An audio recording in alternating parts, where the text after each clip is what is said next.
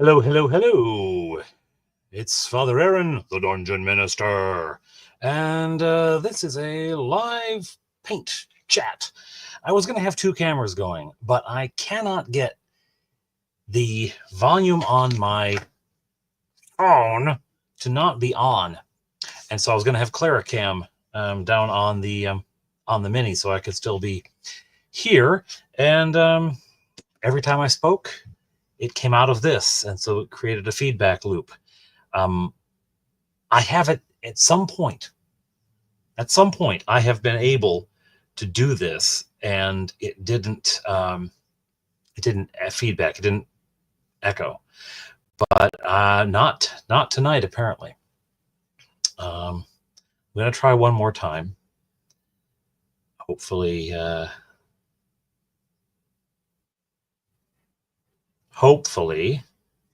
audio. I'll turn my microphone off, and don't even have do it that maybe that way it'll be tricked. Maybe I'm tricking it right now. Anyway, how's everyone out there? Howdy, Rob, Robowski. Merry Christmas to you as well. And yes, every paint chat needs a Nordic Maelstrom. I think it probably is true. All right. Well, we'll see. We'll see. I have a little tiny tripod for it, even. Yeah, no, it's still coming out of there. It's very, very, very, very, very, very faint, and hopefully it remains that way. So there we go. That's what I wanted to have happen. There we are, and there's our little fella tonight. Hello, Bob. Hello, Yang. How are you guys doing? Hello, hello. And earlier we had John Stewart Keller checked in, and Retro DM Ray did. Light Main came by, and other than, would you be so kind as to say a prayer for my friend's son who is being rushed to serve? Yes. What is his name, Nordic? What is his name? Let me get my glasses on so I can read when you answer. Just a first name will do. So we don't dox people online for their appendicitis. I don't know that appendicitis is something that people worry about having the world know, but we won't. Eli. All right. Well, before we paint, let's pray. It's probably a good way to begin painting, especially with me. Gracious God, be with your child Eli as he is taken to surgery. Guide the hands of the surgeons that they may work efficiently, quickly, and with care and skill. Give to Eli's parents and all of his friends a calm and a confidence and assurance that you are with him. This we pray in the name of your Son, who came for our healing, Jesus Christ our Lord. Amen. Do hope all goes well with Eli.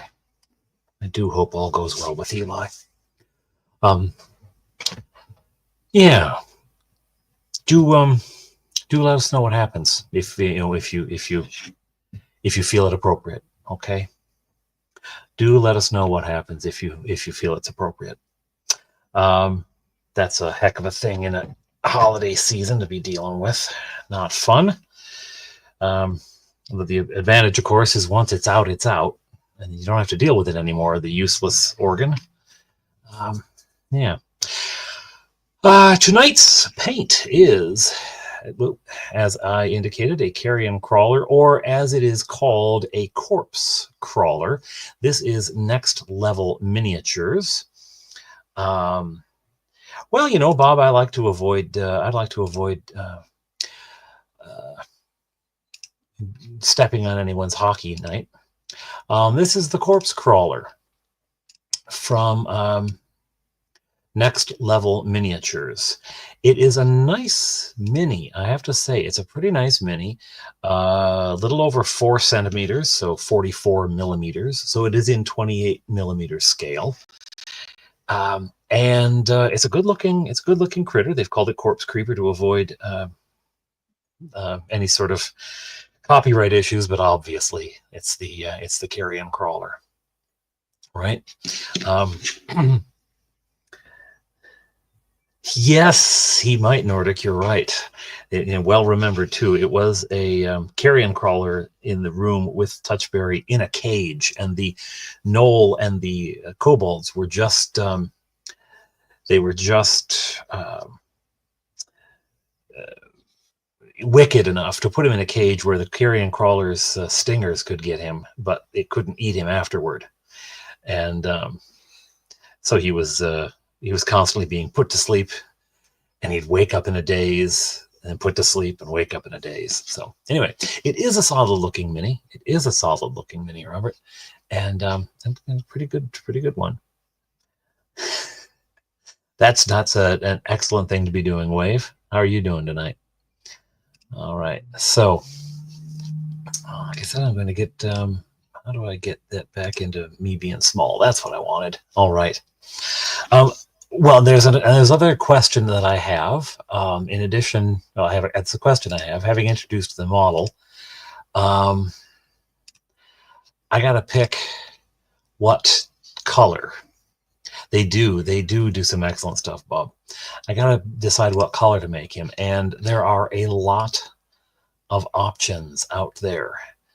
Okay, there's green, and this sort of mottled green look is pretty cool. I like that. There's a sort of yellowish. That's pretty good. I don't care for the mouth there, but I like the coloring. This one's got like lipstick on.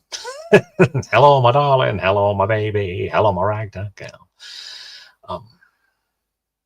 Yeah. This, of course, has the classic, the little two pinchered feet. The model doesn't, but I guess they're, you want to just not just the name, but you want to steer clear in copyright. You got this sort of pale, and I like this in a way because it's more like a bug really would be, I guess. There's lots of stuff. This excellent critter from the Wayback Machine. This one again looks like it's singing somehow. It looks like it's doing a nightclub act. I don't know. So, what do you think? What color should we go for with this crawler of carrion, this creeper of corpses? That one. I don't know about what's going on with that one. I don't know what's going on there at all. That's just bizarre. Yeah, there's sort of a orangish brown kind of look as well. Now, mind you, I'm showing all of these things, and then when it comes time to actually paint it, I will not have any. I'll have no idea. Green, yellow, purple. That's a lot of. How about a light brown underside with a very dark brown carapace, lighter brown etchings on the carapace pieces? Well, that is purple blue. That's how you did yours. Okay. Red, yellow, purple. So we're getting layered etching on the carapace with lighter browns up on the orange, sort of how like the Tyranids from 40K look. And you've always pictured them red with yellow and black markings like a poisonous insect. I'm not sure how much that makes sense. It is genuinely a subterranean critter. Truth. Now, the first encounter that most people have with a crawler of carrion is actually outdoors, at least in the BECME system. It is in that first adventure in the DM's guide. After you've played the solo adventure and you're ready to join a group, the DM has an adventure in the castle... not Misdemeanor. Is it Misdemeanor? Anyway, and there's a carrion crawler outside the gates under a door. So, I don't know, maybe. I do have to say layered etching on the carapace with lighter browns up to an orange, that you're really, really expressing a level of confidence in my painting that I do not think my painting has earned. It does have a shell-like look. It is mystery. I think you're right. Good evening, BGD. How you doing? Yeah, Happy New Year to you, too. They do fly with a carry-on mage. Oh, good Lord. This is going to bug me all night. Anyway, thank you, Nordic. I do actually sometimes surprise myself. I will say, and I'm going to show him off because it's in the bug range. Sort of, I guess. I mean, kind of a bug. Watch me lean over and try to get something out of my bag without actually looking. Yeah.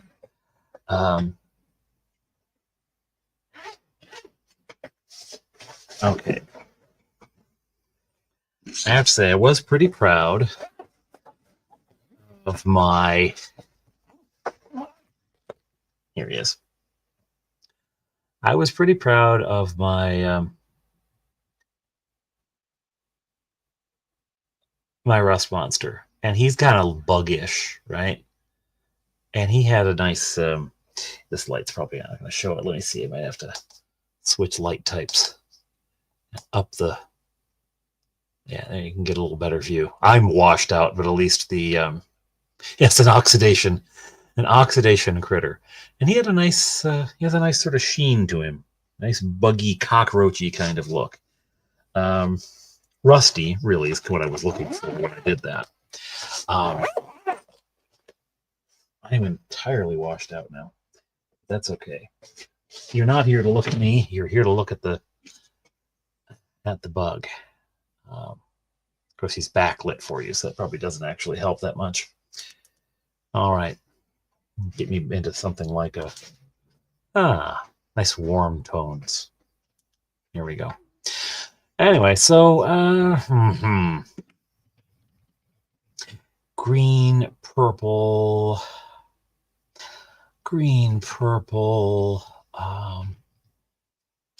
seeing red with yellow and black markings,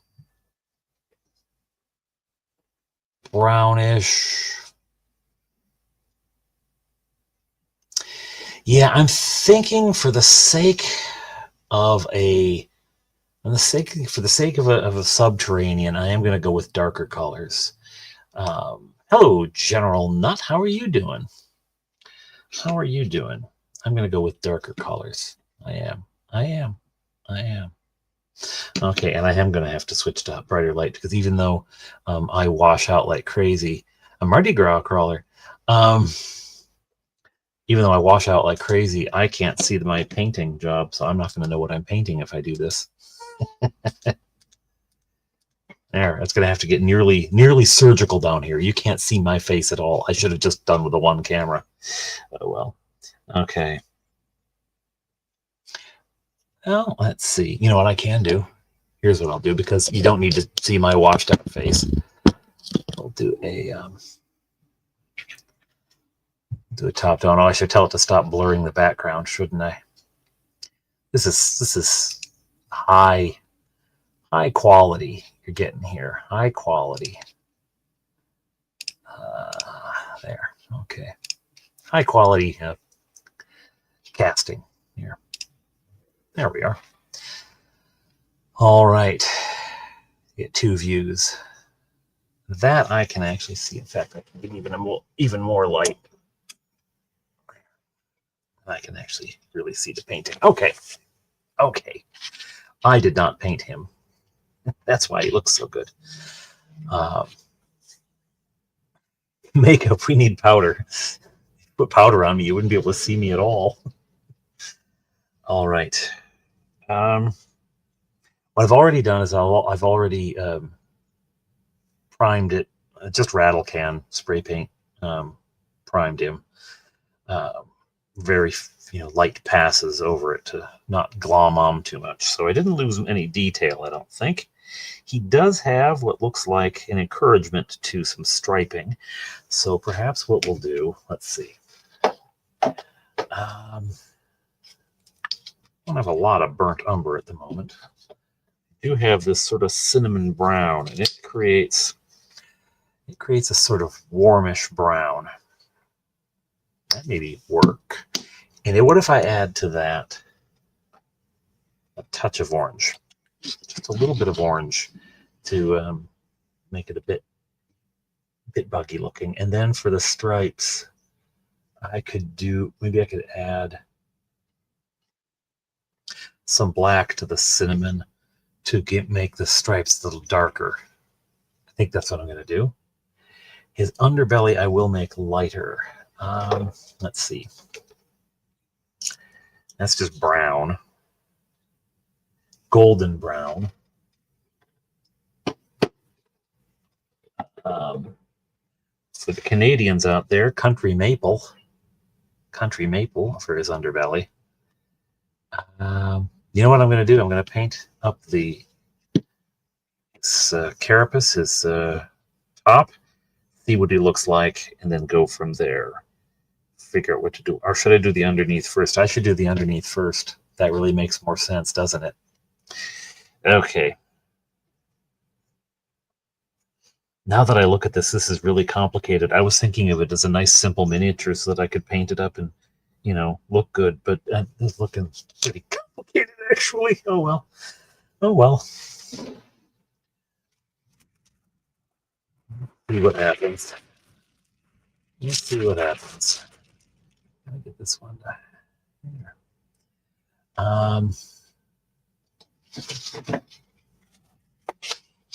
Egg curtain.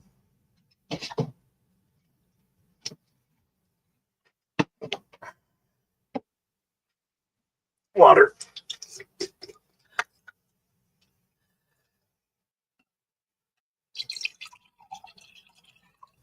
Water. So I was thinking the other day that, in fact, absolutely planning with surety that on New Year's Day, not Eve, Day, I am going to do a another live stream during which I do two things. One, write an adventure, and two, announce the date for Claricon 2025. Rather. So, and the reason I'm not doing it tonight is twofold. I want to keep everyone's anticipation going, because that's the way to do it. If I've studied my marketing correctly, and two, because there is a condition based on it that is based on, and that is the second space remaining available. It is so far, and I think it will be, but I want to make sure I can secure that before I announce the date. Simplify, decide a base tone and then start dark and work lighter, then work the details. The only issue with that, Rob, is that the light is going to be the layer beneath, and I've always found when painting, I have a better time if I paint the lowest layer, the bottom layer, and then paint the other things on top of it. So, because what ends up happening, well, I mean, I could. What ends up happening is I end up getting the light color on. I end up getting the bottom color on the upper pieces, right? Like, because I'm not very. I don't have very good control. So I think I'm going to start with the stomach. But yes. So what do we? You know what? I find the country maple, too much fun. I have to do it.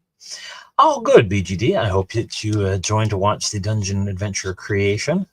And I did, Nordic. I had a very good Christmas. We did our, we went to church Christmas Eve. Then, of course, I brought the family home and went back for two more liturgies. But they came on the Christmas Eve, and then Christmas Day, I went in to do we got up and did the whole presents, and Santa had been here and all that kind of good stuff. And then I went in to do a liturgy Christmas Day. There's 3 Christmas Eve, 1 Christmas Day, and then I came home and got everybody, and we went back for the dinner. The parish puts on a free Christmas Day dinner for anyone who wants to come, any reason at all. And that's always quite fun. Now, I'm slopping this, okay? I should do it on camera. That would be a better live stream if I wasn't painting it over here. We have this Christmas Day dinner, and it's free for anyone who wants to come, no matter what circumstance they're in. If it's just they feel like it, or if they, putting on a big dinner on their own would be a little silly because it's just them kind of thing. Or if they can't afford a dinner, anything, whatever the circumstances, doesn't matter. I mean, we get people from all those categories. Last year we had a fellow at the dinner who was he measures his wealth in millions, but he and his wife would be alone. They would just be the two of them, and a big dinner for two people would just be kind of silly, right? So they weren't going to make a big turkey dinner, so they came, and they sat across from a fella who, blue collar kind of worker, and not a lot of he's not hard up. He was a hard worker and had a good job, but certainly not in the investor class. But they were having Christmas Day dinner together. It's a lovely thing. That kind of stuff happens. So that's been our Christmas Day dinner forever now. Now I am slopping it on, as I said, I'm slopping it right on the legs and everything. I will go back and get the legs later. And I'm trying not to get too thick on the legs so I don't lose detail. There's not a lot of detail on these legs, I have to say. But there's no way I can pick my way around those. I can hit those later because they're higher. This is what I meant before when I said I don't think I can do the lowest layer, or the lightest layer last, because it's the lowest one. It was a pleasant dinner. It was a very pleasant dinner, Nordic. Your Mage's Clericon recaps are halfway done. Should have the first out next week. Excellent. I don't think Touchberry played in your first one, did he? Did he play in your second one? No, I don't remember. Yes, the Clericon is getting very big. It's getting very big, and I'm gonna cap it at these two spaces. I'm not gonna let it get any bigger. The only bigger it can get is time, if it expanded to a fourth day. But I don't know that there's people's schedules, right? They're not going to have that kind of capacity. People can get away for Friday through Sunday. That's doable, but I don't know that I can. If I can, I would expand it to the Thursday as well. But I just don't know. I'm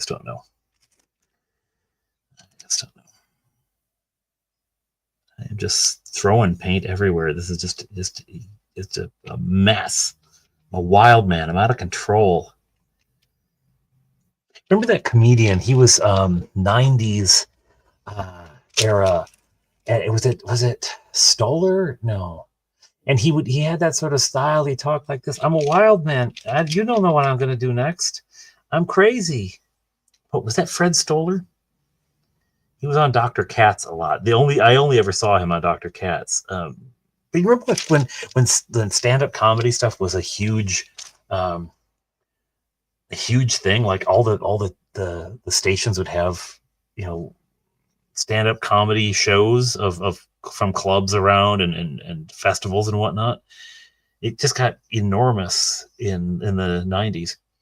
I always loved Dr. Katz. Hello, Forge and Brush. How you doing? Have I ever given thought to painting historical miniatures? I have not, Nordic. I have not, and there's two reasons. One, I don't actually find this terribly relaxing. Sometimes I do. I like the end result. I don't actually, because I stress about the process.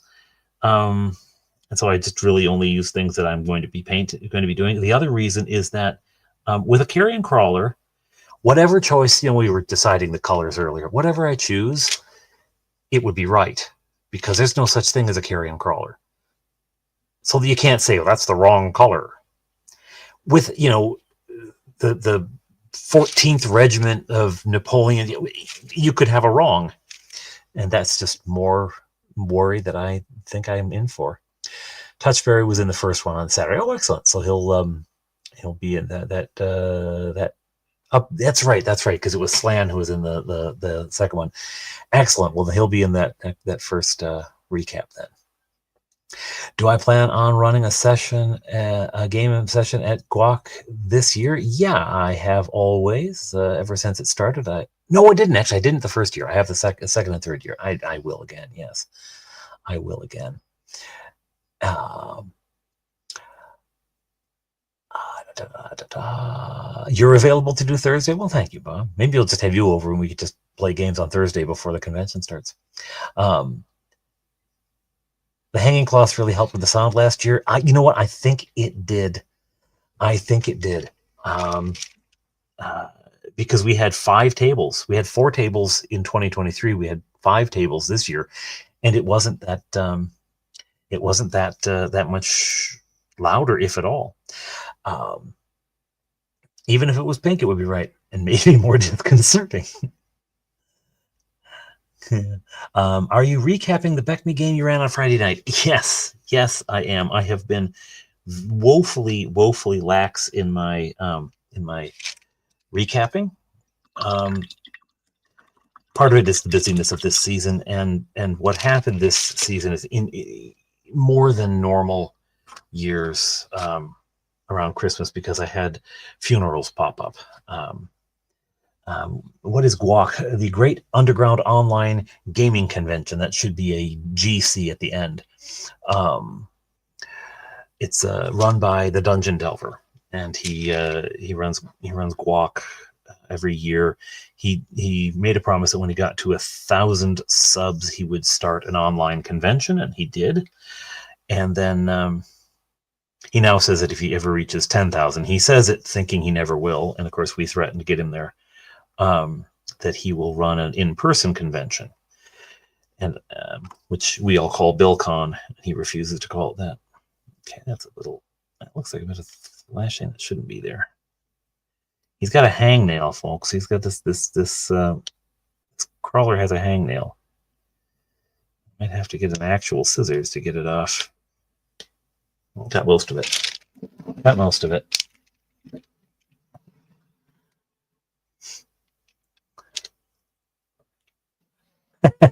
Well, you know, Mage, we all have our level of updating. I was a lot quicker on the stick with those when I started, but this is quite a tool for this. Hold still, little guy.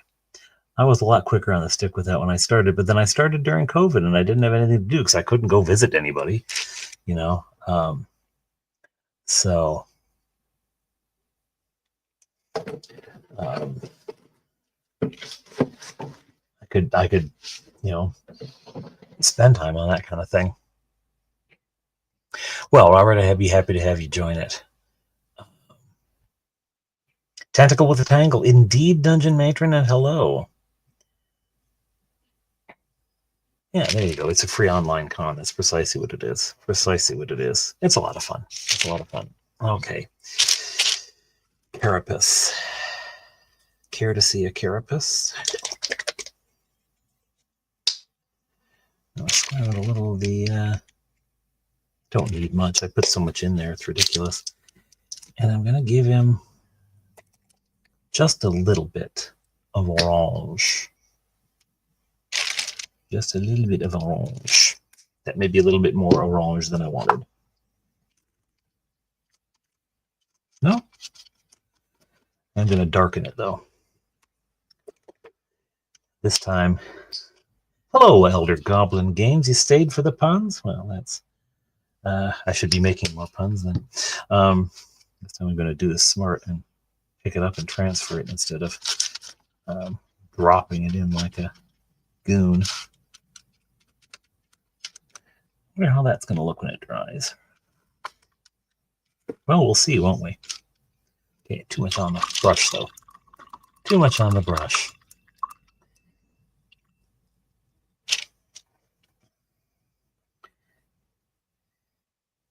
Okay.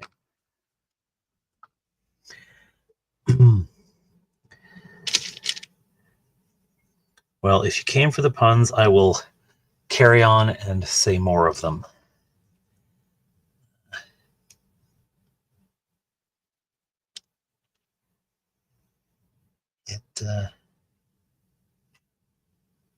It bugs me when I go to get puns and people aren't telling them, so I will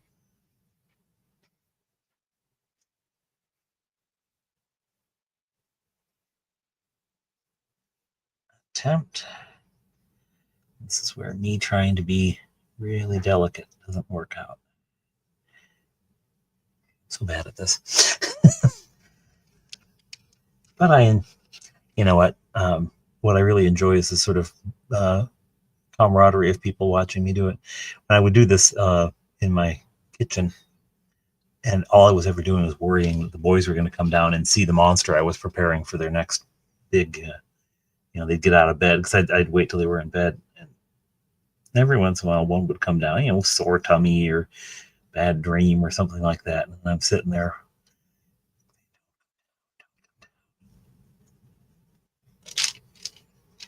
This is a little naturalistic. I may have to go over it with a reddish kind of something just to get that. I got some copper. I may go over it with copper dry brush just to get some shininess.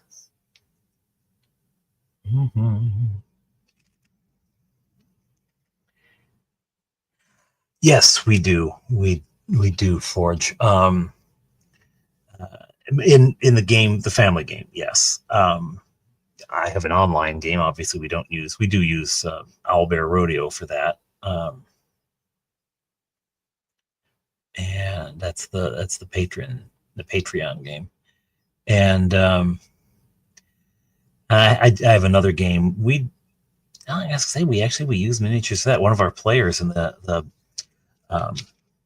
I call it the friendly local game shop game, or the Goblin game, because it was at the Hooded Goblin. We started the Hooded Goblin is our local game shop, but we don't play there anymore. But I still call it the Hooded Goblin game, or the game shop game. That game, one of the players who he plays a cleric, wizard. He is on Discord, and in real life, Rick, he brings this those cloth shopping bags just stuffed with miniatures. And they're all in little separate baggies inside of there, or the by topic. All the undead are in one baggie, freezer bag kind of thing, right? So I have thought in at times that it's like a drug dealer, getting out the drug of choice, just a bunch of minis. Hey kid, yeah, want a ghoul? Hey kid, have you tried a bugbear? Yeah, first one's free, kid. First one's free.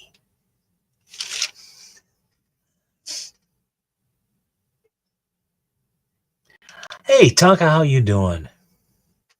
Just need some washes. Carry on with the puns, friends.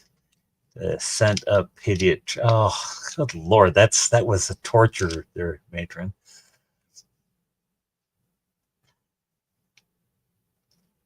A battle of inches. That's gonna worm its way into my head. That one is Elder Goblin. Thing is, I found, especially with kids, that it helps the focus. It helps the focus. And I have to say, in big battles where there's lots of tactical stuff going on, like when we're playing role play stuff, we don't. And I'm not one of these guys who puts down a tavern to play the trip to the tavern. If there's going to be combat, then I might lay stuff out. Heyo, squirrel! Heyo, heyo! Carry on my. No, I don't want to sing that. I'll get copyright struck. First kobold is free. That's what they call bait.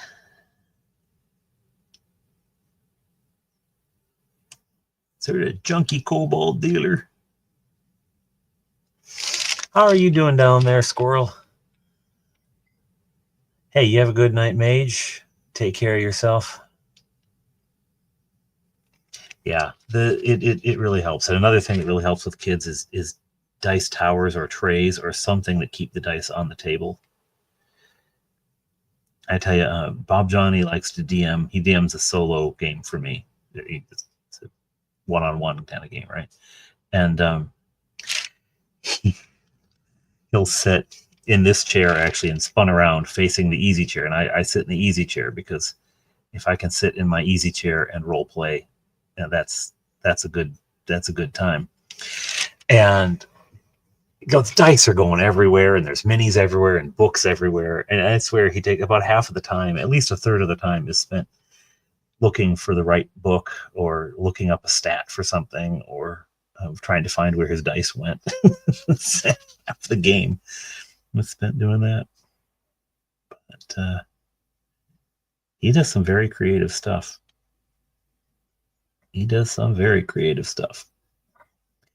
He's got me chasing after this. Right now I'm chasing after this big bad guy that I have to. Look at this guy who the shave half of your face thing, Oh, I'm a little Carrion Crawler without any paint. Oh, I'm a big Carrion Crawler. I have been painted. Sorry, that was dumb. But yeah, he's got me chasing after the big bad, and I had to do this fetch quest to get all of this stuff in order to make a potion to dip my weapons in, or I wouldn't even be able to hurt the bad guy. And he's making all these funny rules, like if this guy falls off a cliff and he hits the ground, it won't hurt. It won't hurt unless you've spread some of that potion on the ground.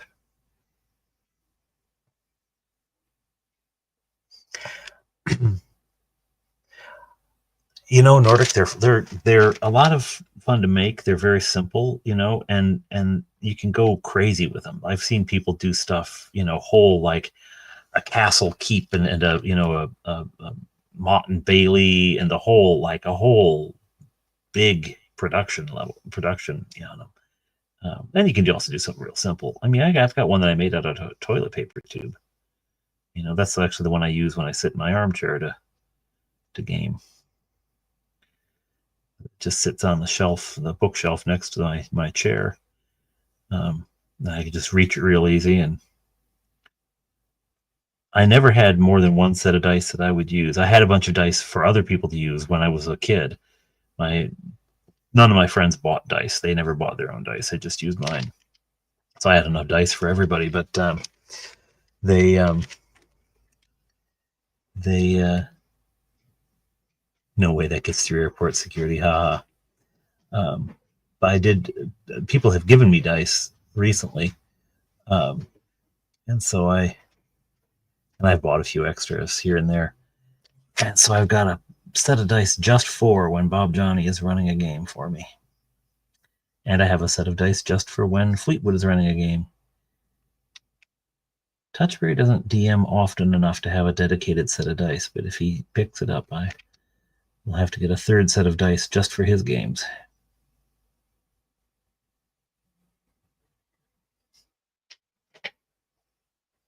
Okay. Trying to get the base down here. If you tuned in for my wolf painting episode, you'll know that I fuss with it forever. Hello, Zanarok. How are you doing? Have a good night, Elder Goblin. Hope the bed bugs don't bite.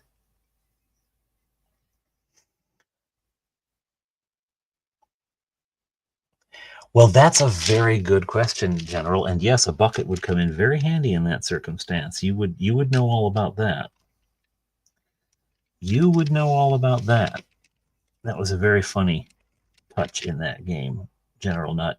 I thought that was hilarious. The General Nut played a magic user. And of course, magic users in Beckme can't do a lot. He had a couple spells because he was second level, but he can't do a lot. But he decided he would toss a bucket around, and he used it to good effect, comedic effect, and good effect in the game. I do remember the whole argument about whether to put the holy water in a bucket and then throw the bucket, or just throw the vial of holy water. I remember that between you and and Phil's halfling. I think you were having that argument. That was funny. And poor Slan, waiting in the water. Let's see. Working on painting a dragon. It was red, turning it green. I saw that. That looks pretty good. If ever makes it to a YouTube recap, are there other RPG systems you have tried as a one-shot palette cleanser with one of your groups just to try out a new game? A potion that makes pillows weaponized. I have not run anything else because, frankly, my brain does not have room to hold another system. But Fleetwood, who is young and whose brain is still very elastic, and who's quite bright at these things, has run all sorts of stuff. He's run, well, Hollow World is back me, I guess, but he's run Hollow World. He's run, he has run Baptism of Fire, Adventure Conquer King. I don't think he's run Conan, but he's read it. He's run James F. Keck's Simple Sixes quite a bit. He's done that one and Baptism of Fire, I think, the most. He'll run anything, and he'll pick up a rule book, and he'll get its rules down within a couple days.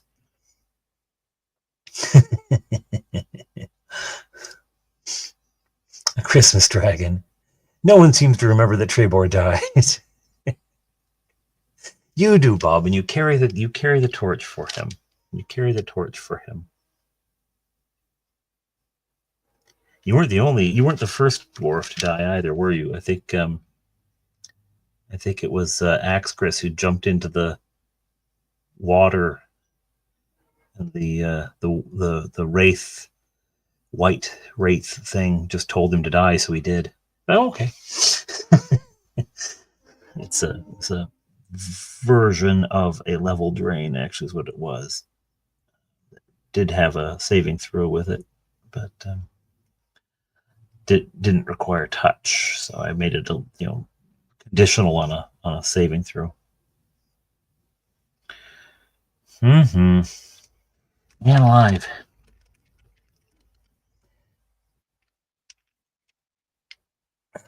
Yeah, did we have like 3 or 4 deaths in that one? And then this year, nobody died. I don't think anybody died.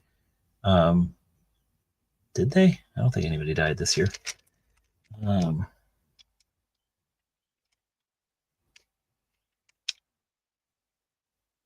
I actually have to get so one thing that happened, Mage was twigging me earlier about not getting that episode recapped, the Claricon episode recapped. One of the things that happened is I lost my notes. Happy New Year, Cal.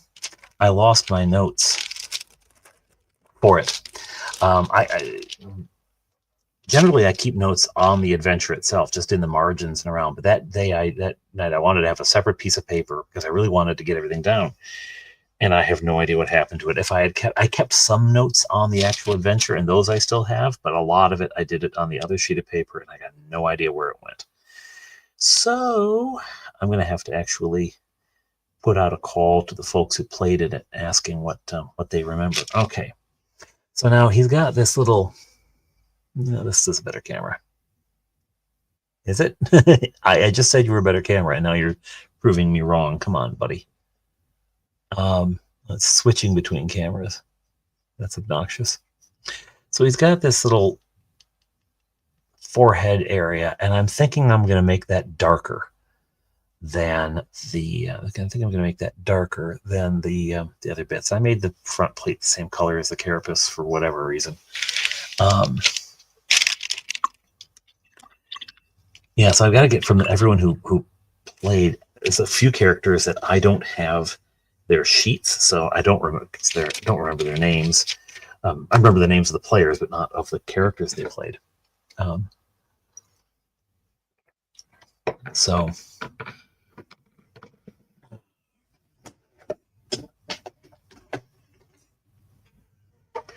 do a wee break.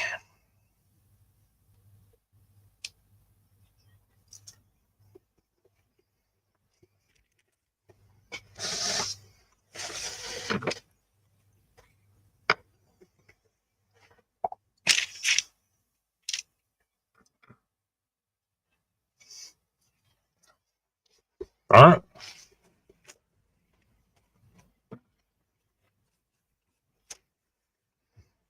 It doesn't drip. It doesn't drip. It doesn't drip. Then you take it off away from the cup and it drips. Okay. All that really needs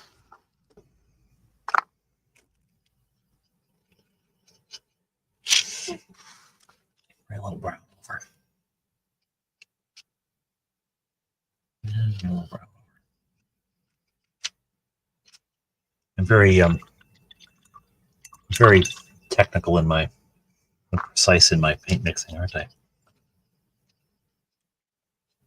This is not getting any brown. It's just black. Okay, fine.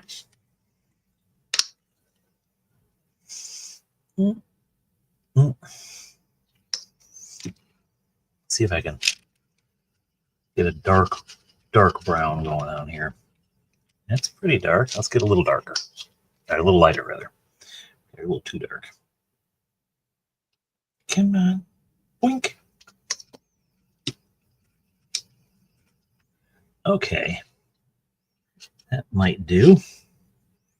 That might do. So what did everyone get for Christmas? Any good RPG kind of stuff for Christmas this year? Any cool new minis or modules or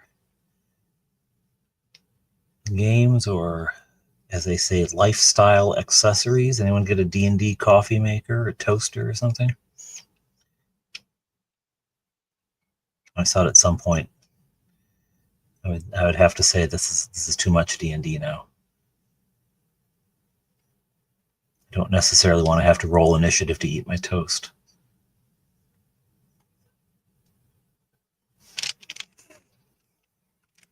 Champions of Mystara, 5th edition Tunnels and Trolls, Sisters of Battle minis.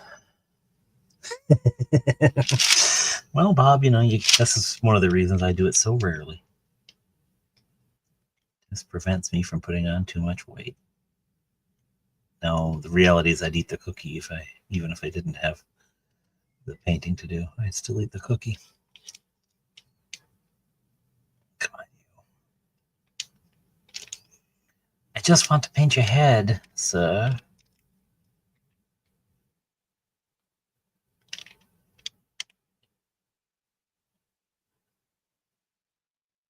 I kind of forget sometimes. I will be able to go back over. Cal buys himself the gaming stuff. Got lots of tabletop terrain crafting supplies for Christmas. Excellent. Some clothes and won $100 on a lotto ticket. Oh, that's fabulous. Oh yeah, someone gives you the ticket. You're not gambling. You're just doing the scratch. You're just doing the mechanical part. They did the gambling. Crafting supplies, excellent. Greek lamb for Christmas for dinner Christmas night. That's fabulous. Fabulous stuff.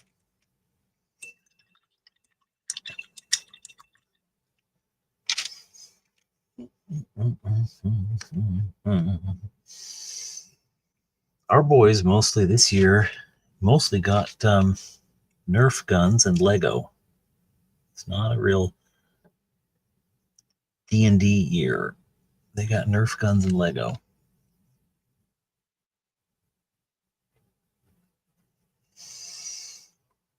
So it was not it's not a D&D year. All right. His little buggy face is looking pretty good. I mean, so far. So far. Flea Mortals hardback book for MCDM. Very good, very good. You really can't go wrong with Lego. Well, they did get in their stockings. Each of them had a Lego D&D minifigure. You know, it's, they're all very 5e-ish, you know, Dragonborns and whatnot. But yeah, they got that. That was kind of cool. I think they did. Let's see. No, actually, Bob Johnny's birthday, he got a blind box. His brother's got him a blind box and a and a giant space hamster. He got those. That was for his birthday, not for Christmas.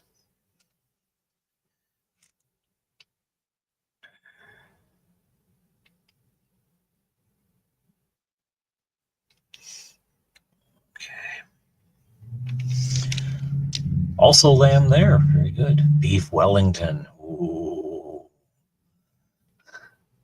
I wish you'd gotten more Nerf guns and Legos. You should set up the Legos. They haven't thought of that yet, Nordic. I think they probably, at this point, they're still too attached to the Legos they've built. They're still too close to having built them. They remember how much work it was. I don't think they're going to be shooting anything at them anytime soon. But eventually, that sounds like a lot of fun. Okay. Now, you have to have dinner with your wife. Oh, poor you. That sounds lovely. Have a great night yourself. Okay, have a great night yourself, and I'll see you around when I see you, Robert. Nordic Nerf guns. You're playing until midnight on Tuesday. That's excellent. You're gonna ring in the new year with a game. That's cool. The boys have decided that they're going to watch on New Year's Eve day, starting at around noon. They're going to watch the entire Lord of the Rings trilogy. So yeah, and they're gonna start at noon, maybe 11 o'clock, because although I guess it's a total of around 11 hours plus, they want to build in some time to eat, use the washroom. So thank you, BGD. I think he's getting his groove on. Okay, tentacles. Now, they can't be the same color. They can't be the color of his lower body. They've got to be something unique. I think I'll go golden brown.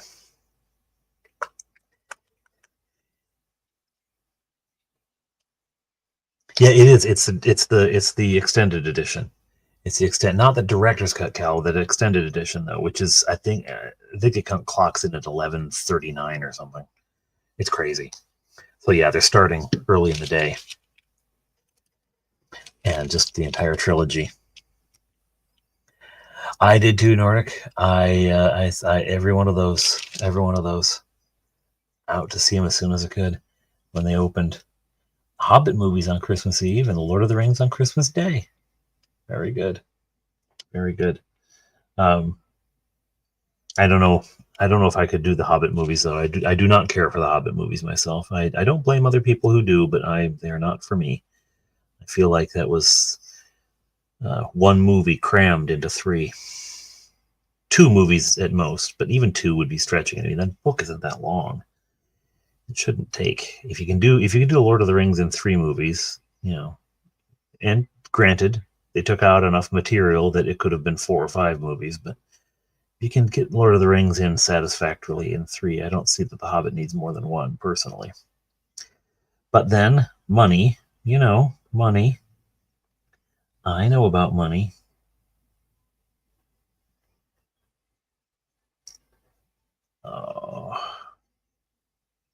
I was watching a review. It wasn't even a review. It was an analysis of War of the Rohirrim, and it was not kind. Only the Hobbit cartoon. That old Rankin Bass. Is it Rankin Bass? Yeah, it was fabulous. It was fabulous. Golden brown for the chin tentacles. You could wet blend the tips in a complementary color for a gradient effect that would make them look very creepy. I could if I knew how to do that. Bless you for thinking that I would be able to do that. I appreciate the vote of confidence. I've got no idea how to even make that work. I can try a sort of a dry brush effect to try to get something similar. I mean, I get what you mean. I understand what look you're talking about, because I've seen other people who do know what they're doing do it, but I don't know that it's something that's in my wheelhouse. And that really is not false humility, folks. I really am. I mean, Um, I am an utter noob at this, and the successes I have are due to either luck or a bad camera. Rankin Bass, yeah, because it wasn't Rankin Bass that did the Lord of the Rings. That was it's a dude's name. Man, Alzheimer's doesn't run in my family; it gallops.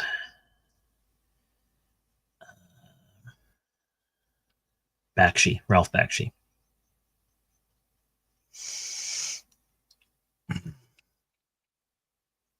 That's what Baggins hates. So carefully with the plates. I don't know if that's long enough to get copyright struck or in tune enough to get copyright struck. That's the other thing. I have I'm a bad enough singer that sometimes I can get away with singing things, and I don't get a copyright strike because the computer says that's not. I don't recognize that. That's nothing.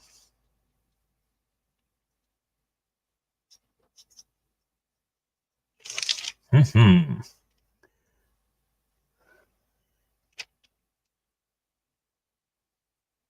Today, because we are the slaves of the Dark Lord. Greetings, grumpy old Slan. We were taking your name in vain earlier, and your thief in that first Claricon game, and how he's still searching for the gold coin that Phil's character threw into the water. Did he throw that in there just to get you to go in after it to find out how deep it was? I think he did. I think he threw it in there solely to get you to rush in so that he could tell how deep it was. Because as a halfling, he would want to know. He doesn't have a lot of margin for error in that sort of stuff, does he? You know what? I'm realizing that this two view thing is working out for me, because even if I pull it off, one way, well, no, I guess in that case I did both. There's a possibility that it could still be in frame somewhere.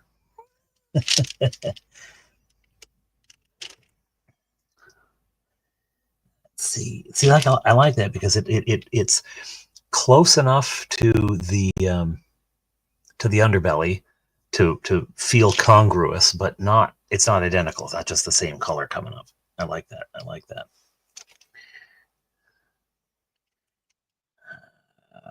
have to get all the way in there though. It doesn't want to. I don't want big gray patches.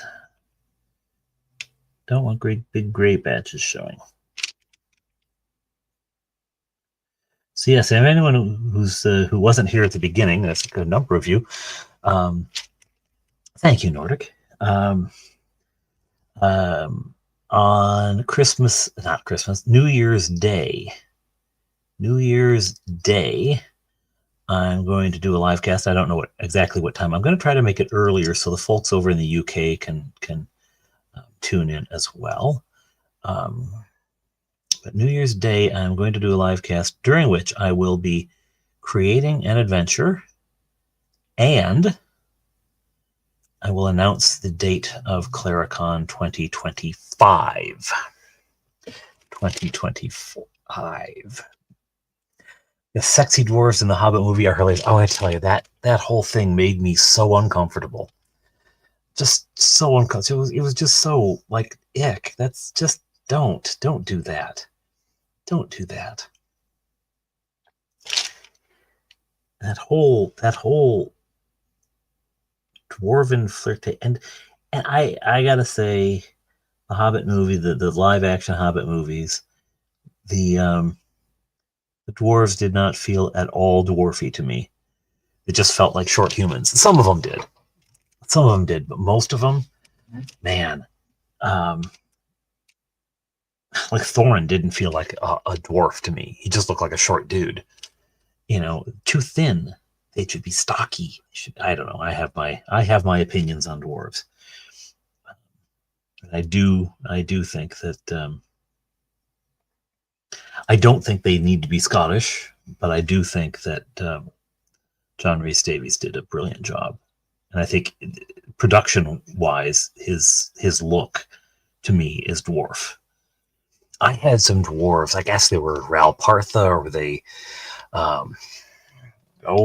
Grenadier. I think it's Grenadier. Back in the late 80s, when I was late 80s, early 90s, and they were these chunky. I mean, they were as wide as they were tall. They were huge, huge, huge, and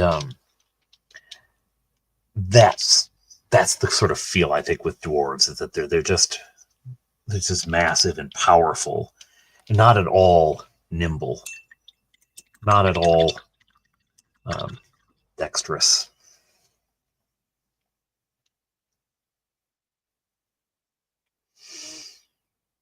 Okay, this little bit here is bothering me. This is where this is my Waterloo, folks.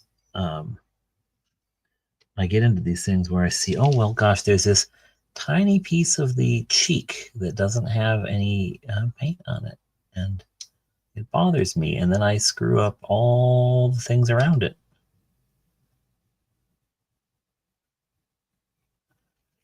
I wonder if it's on the other side too. You know what? I liked a lot of. I liked Smaug. I did not like the fight between the dwarves and Smaug. I'm sorry, the whole big golden statue thing, the firing up the furnaces. Like, come on. You know, it's like it suddenly turned into the knockoff version of the A-Team, Fantasy A-Team. You know, I did not like that. But Smaug was pretty cool. Oh, and then the whole, like, see what I did? No, you don't, because the camera's not that great. I smudged one of the tentacles.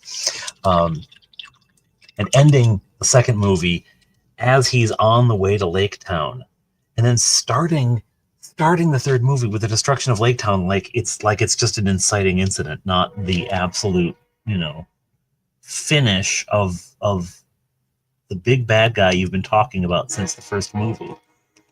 I mean, I know there's more after the Battle of the Five Armies.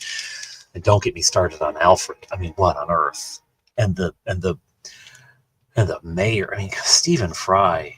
How badly did you need money, Stephen? You could have asked me. I wouldn't have loaned you anything, but still, you could have asked. I would have taken pleasure in saying no, but you know, you could have at least asked. I very much enjoyed Stephen Fry in the Jeeves and Wooster TV show, I have to say, and he did a very wonderful job. Actually, his role was fine, but it was the other people in the.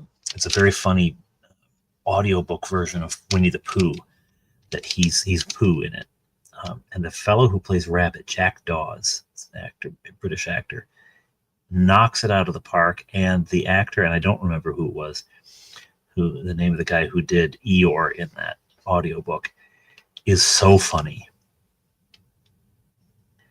He's just legitimately hilarious, you know, not in a kid's book way, just in a universally hilarious kind of way.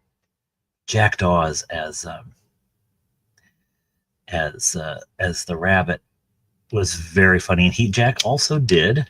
He was in, speaking of Jeeves and Wooster, he played Tuppy Glossop in the Jeeves and Wooster TV series, and he was brilliant in that as well. Well, yes, Nordic, but that's like saying at least the prequels are better than the sequels in Star Wars, right? You know, it's like, well, how low are we putting this bar? You know, it's like, well, at least, well, on the other hand, I guess the sequels don't have Jar Jar. You know, there is that. But they do have Luke milking some alien creature and then doing that awful face effort. How much did they have to pay Mark Hamill to do that? I wonder. So what you're gonna do is you're gonna drink it, and then you're gonna wipe your mouth and give a sort of dang, that's tasty look. You know what I mean? And he said, yeah, I know what you mean. Do you mean that? Do you really mean that?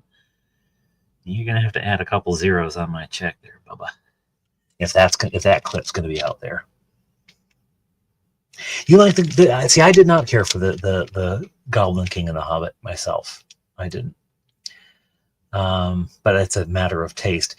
That Jar Jar needed to be a secret stealth lord. Sith Lord, Stealth Lord, a Stealth Secret Lord, a Sith Lord. I know what you meant. Yes, Drunken Master, right?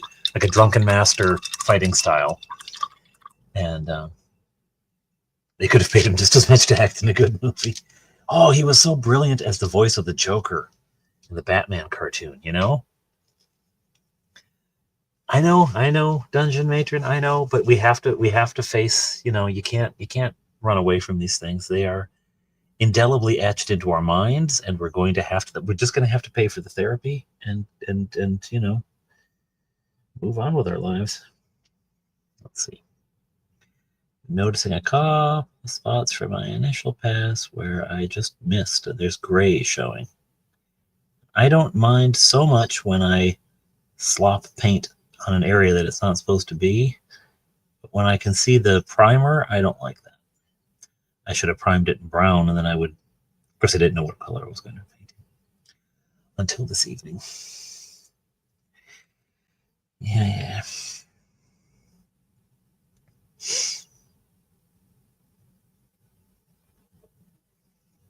Yeah, like the Moria, that to me, that's goblins. You know, now they didn't have a great goblin in Moria, so there was no, you know, but you could just a bigger, tougher version of that, right? I liked how cockroachy the Moria goblins were. And there's that wonderful thing in, you know, Tolkien goblin orc, same thing ultimately. And I love the Jackson used the fact that although Tolkien later, you know, so there's it's cleared up they're the same thing, but still in all he used the two different words to have two different kinds of orcs, right? Sushi Girl. I have never heard of Sushi Girl. I have never heard of Sushi Girl. Ooh, don't wash your paint off in your milk, Father. That would be dumb. Okay, another cookie break. Yeah, oh, energy for crafting.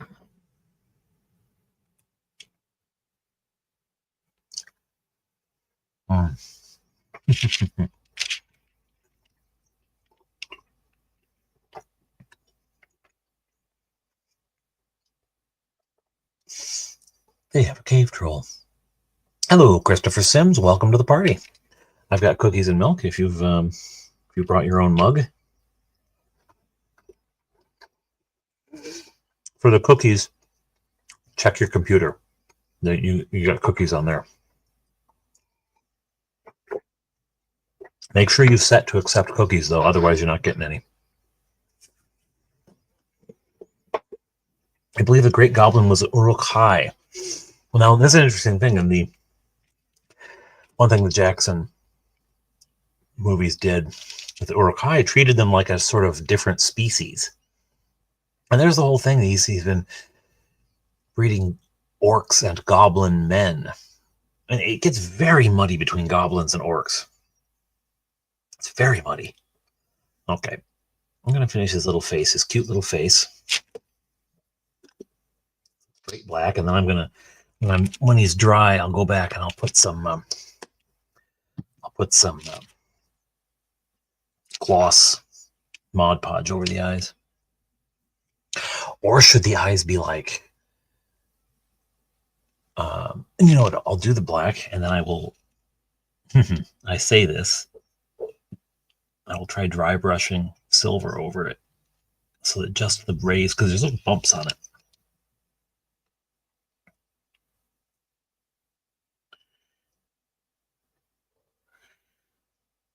It's one problem with craft paints. You don't get a lot of, I mean, I guess I do have glossy craft paints, but I don't have any. The selection is not great around here in craft paints.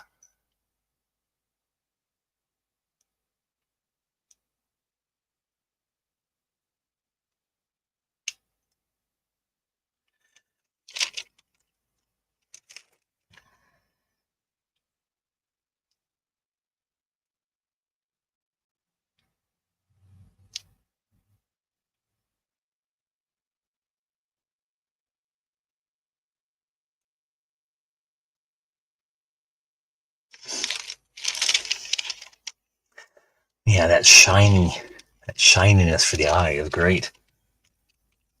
Yeah, I think the tentacles should be glossy too. I think the tentacles should be glossy too. And I'm going to get the, you see the back might even gloss up nicely.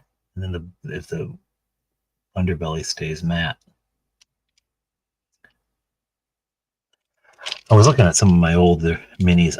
When I painted them before, I would always finish with a coat of flat Mod Podge. Just to protect them. I mean, and even that has a little bit of shine, just not as much as the glossy.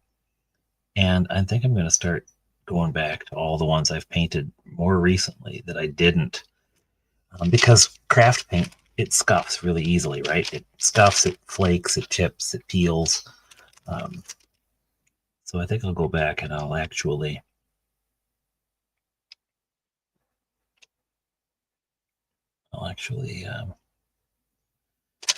cover those up, protect them a little bit.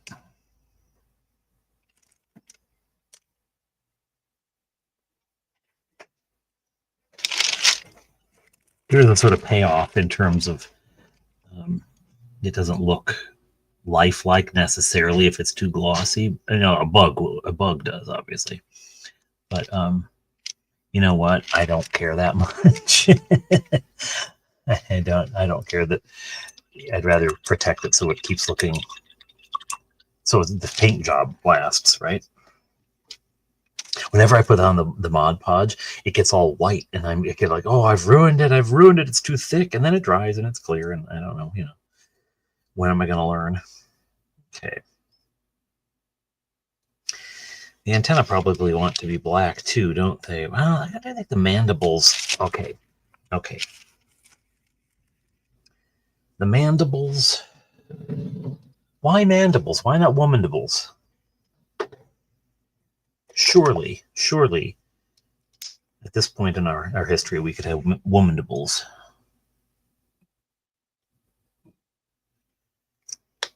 We're going to go more red. Nail polish. I'm going to have to completely and totally disagree with you on that one, Dungeon Matron. Okay,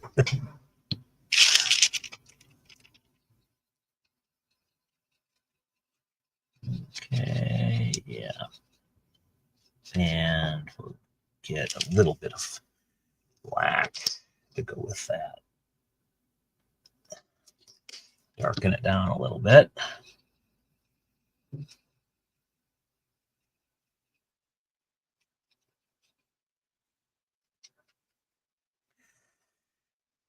All right.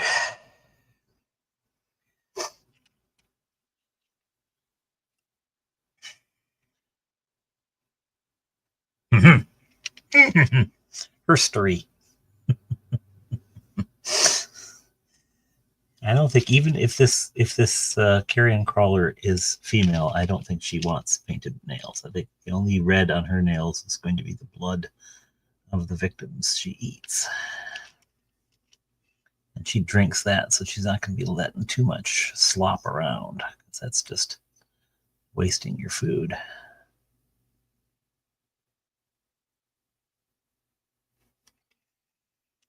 Man, why did I look at this and think this would be an easy paint job? What kind of a dork am I? I looked at this and thought, oh, I could do that in a half hour. Oh well. Yeah, just a nice bit of hello, Warrior King. Glittery bile green. Blood of their victim and entrail red.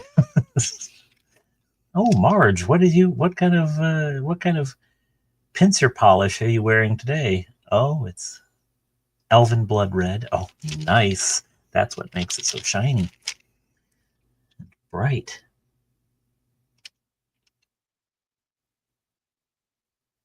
Well, I hope this Carrion Crawler gets a little bit of elven blood before it's killed.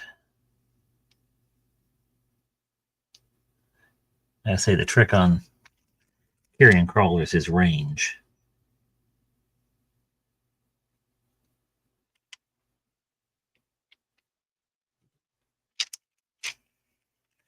don't think you're going to be able to see him or her or it. It's got a bit of red on the face now. Oh, I'm tipping the wrong way. I don't know which way to tip. Yeah, it's got a little bit of red on the face. Anyway, the details don't show up terribly well on these cameras. They're not really great cameras for doing online painting, but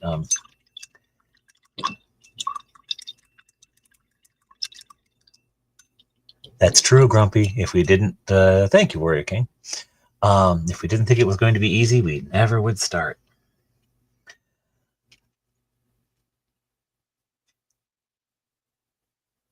The shade names they come up with are full of dad jokes. Well, now we have to hear some there. We have to hear some if you can remember any. If you're allowed to legally, share that sort of information. If it's not industrial espionage to tell us. Grumpy, you gotta let us know what these names are.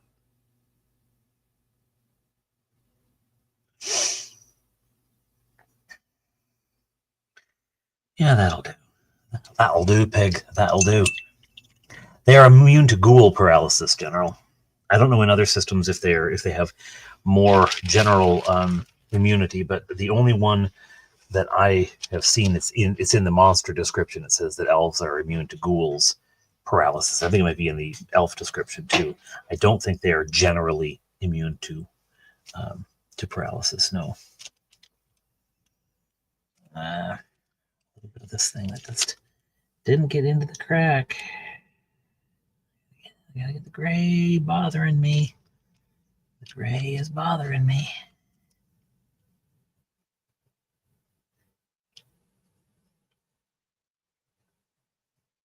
Very fiddly. Very fiddly.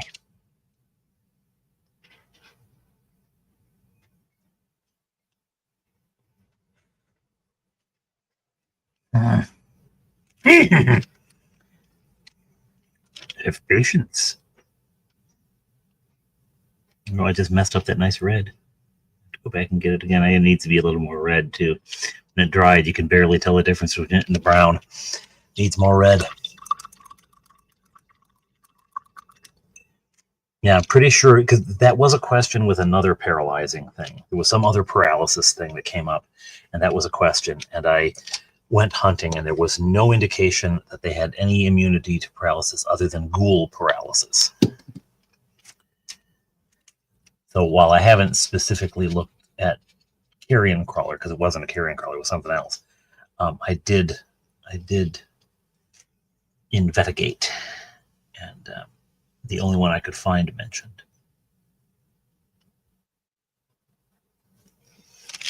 was the ghoul. That looks really good wet, but then it dries and it really just goes away.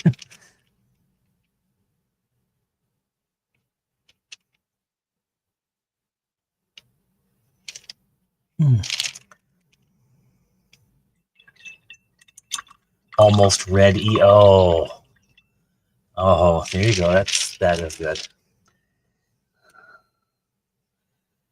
Especially for any man who has waited for his wife to get ready.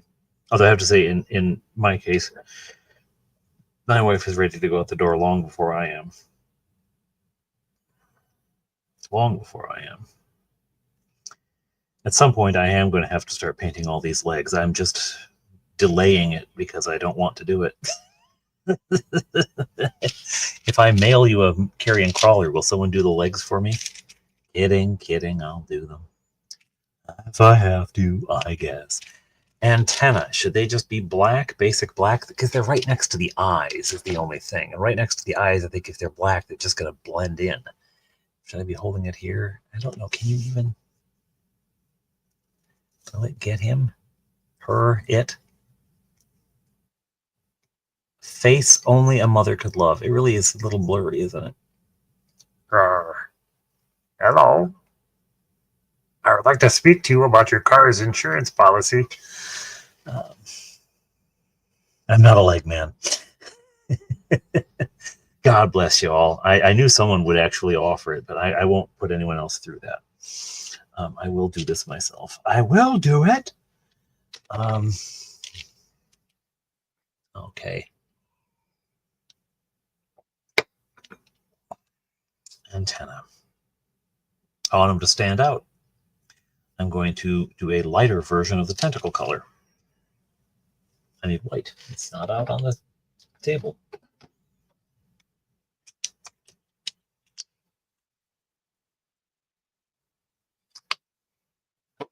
I need so little of it.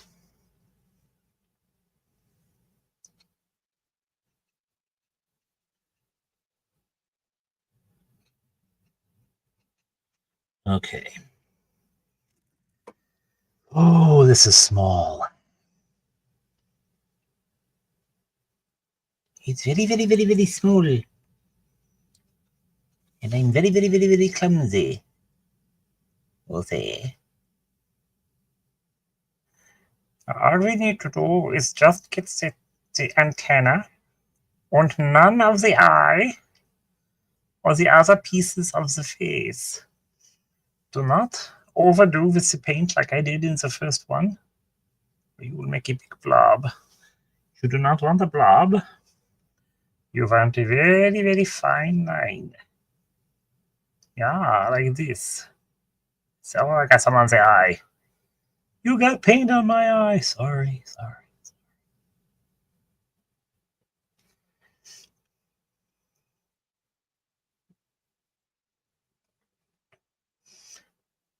The difference between the Carrion Crawler and the Corpse Crawler is in the copyright.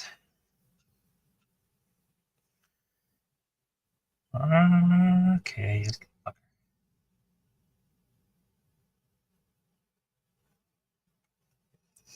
Was ist los? Jawohl, das ist ein Carrion Crawler. We have ways of making you talk. Ich bin Otto von Schnitzopus Krakengescheitmeier. I actually named a character in one of the boys. Bob Johnny is running a game. He just started the game. He calls it the Order of the Stick campaign because he uses the Order of the Stick minis, the paper minis that Mage uses for his games. So he calls it the Order of the Stick game. And my character is Otto von Schnitzopus Krakengescheitmeier. I was tired. Or is that in... That may be in one of the few games that Touchberry runs. It actually may be in Touchberry's game. It's in someone's game.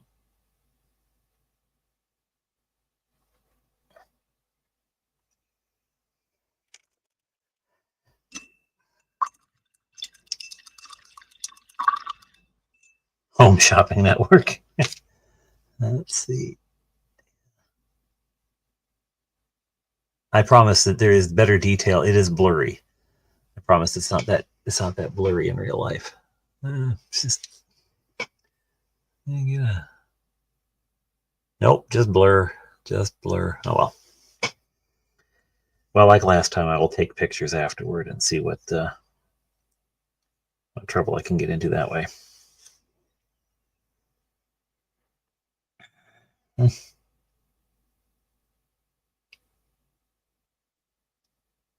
Fix an overpaint. Yeah, that's an overpaint. That wasn't right. That wasn't right. I did it right the first time and then I messed it up. Okay. Okay.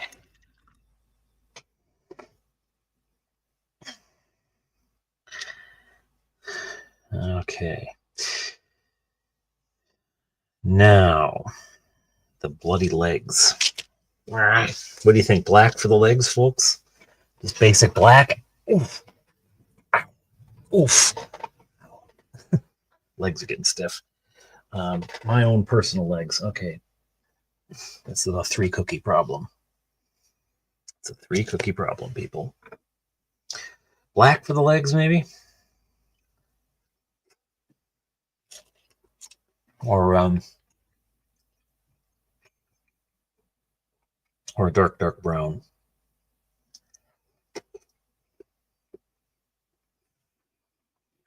Hmm. Hmm. I was thinking about that, the color of the tentacles. It's different enough from the underbelly, but I don't know. Maybe.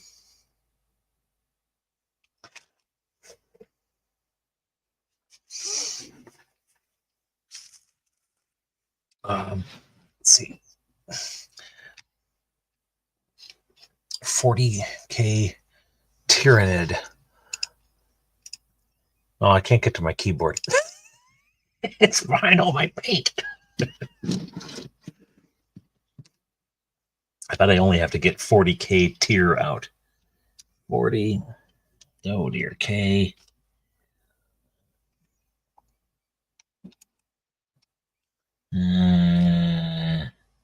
TY Tyrannids.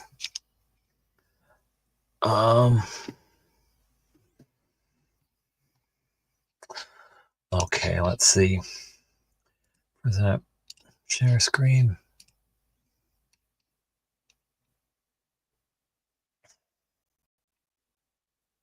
Hello, Henry. I am painting a, well, it's a Carrion Crawler, but Next Level Miniatures calls it a corpse confounder. What was it? A corpse something. Dark brown with the tips going to black. I like that. I like that if I can do it. If I can do it. Tyrannids. What are we talking about like this? I don't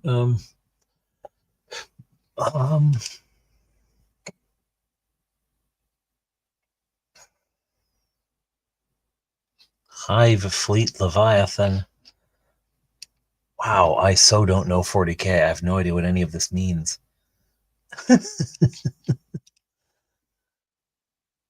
Yeah, I don't know. I don't know. Is it this kind of thing you mean? Like some sort of light, like the, I can see where the edges have clearly caught the dry brushing. Gotcha. Gotcha. I'm going to tell you right now that this level of painting is way beyond me. way beyond me. Yeah. Yeah, that's not in my wheelhouse. That's not even in the neighborhood of the house where I keep my wheels. Look at that. That man's gorgeous. It's hideous. The painting though is gorgeous. But yeah, that's hello, Jose Fernando. Well, there you go. And I bet I even know what adventure it was. It was the one that's in the DM's guide, the Misdemeanor, Castle Misdemeanor, as someone confirmed for me earlier. Do have to start somewhere, yes. I suspect it'll be where I finish as well, but I don't mind.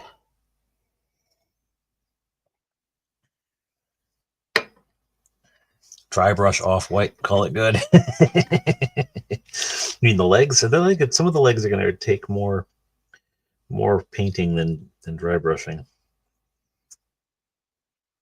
Okay, I'm gonna get in there with black.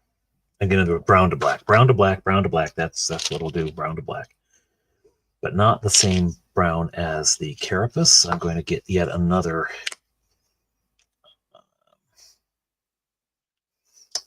brown. Maybe the reddish brown. Maybe the reddish brown, because once it dries, again, it doesn't show up on camera very well, but once it dries, it's actually quite a good brown. Let's get this. Is that what I've got right now? Want to get a little bigger? Yeah. I get less coverage, but that's the one. Yeah, it was under the door. It was under the door outside the gate into the castle courtyard. Dangerous, dangerous, dangerous. Yes, red, brown. I'm thinking that too. So I should lop this over here and add more red to it.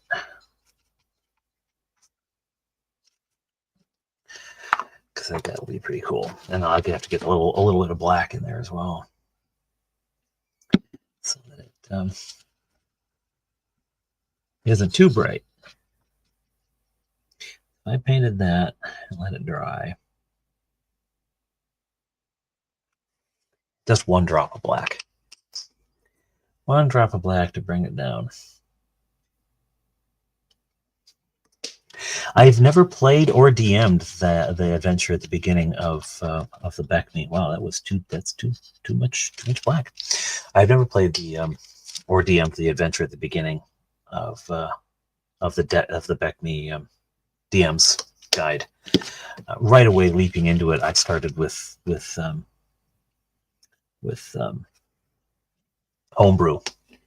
Hey, you go crashed, Grumpy. You have a very good evening, and that's too much red. My heavens, I'm back and forth. No, that's good. That's good. That's good. You have a good evening. Hey, Squirrel, good to see you're still out there. I didn't know if you're still around. Yeah, I never played that one. I never DM'd it ever. We went right into homebrew stuff and never looked back. But you know who did run it? Batlin Barrow. A lot of people have. Batlin Barrow did he ran it and recapped it, and it looked like a lot of fun. It looked like a lot of fun. Oh, this is not the brush I want to use. In fact, maybe time to break out another brush, because even this one, the point is kind of gone on it. I don't see the point. It's a pointless brush.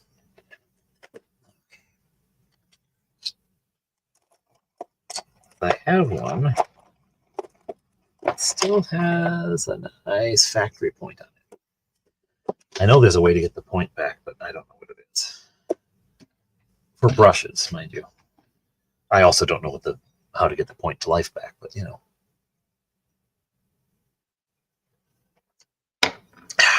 Okay. I'm going to start on a hind leg. Hey, Paint Minis live. I'm painting minis and I'm alive. It's good to see you, buddy. Okay. This is the red brown for the legs. Yeah, I think this was a good idea. You know why? A little bit of color. Just bring a little. I am gonna go over dry brushing his back to add some variation to the whole thing. Oh, this is going to be tedious. Okay, so you know it well. You know it well.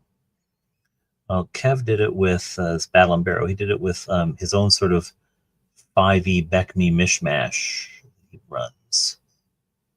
And yeah, it looked like a lot of fun. And because I've never run it, I read it when I was back in the day. I read through it, but I'll be darned if I remember much of any of it. Because I never ran it, I didn't pay a lot of attention to it. So I don't know how much of what he did was him and how much was the actual adventure. Because I know after it maps and stocks the first level, it maps the second but doesn't stock it, and the third level is up to you to do on your own, as I recall. And so I don't know what, I think that's how it went. So obviously the second and third levels were all him, but he may have modified something on the first. I don't know. He did have the Carrion Crawler, though. He did have the. I'm sorry if you haven't played it, but it has been out since the 1980s, so you really don't have any excuse. He did have the kobolds lying in ambush. So he did keep, all those elements. So I suspect he just did the first level as written.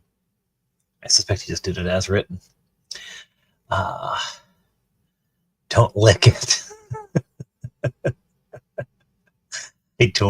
I don't even know what that means. Hit the rack as well. You have a good night, Road March. You have a good night. Sleep well.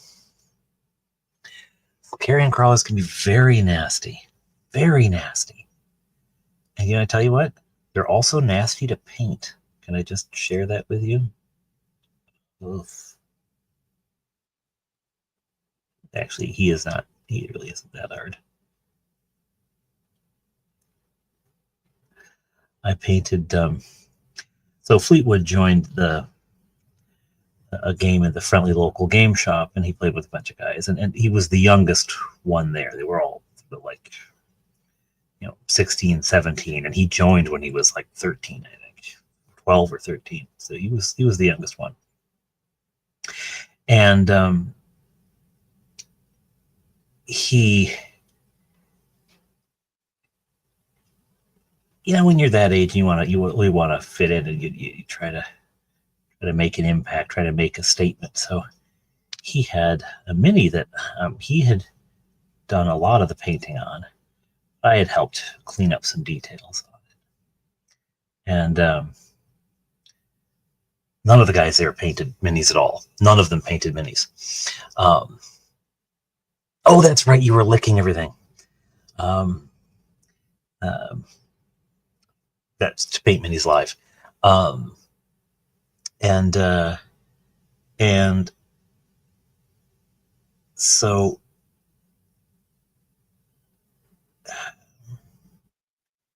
none of them painted their minis, and one of them had a new character and bought a mini, and Fleetwood makes the offhand comment, I could paint that for you if you wanted to, if you wanted me to.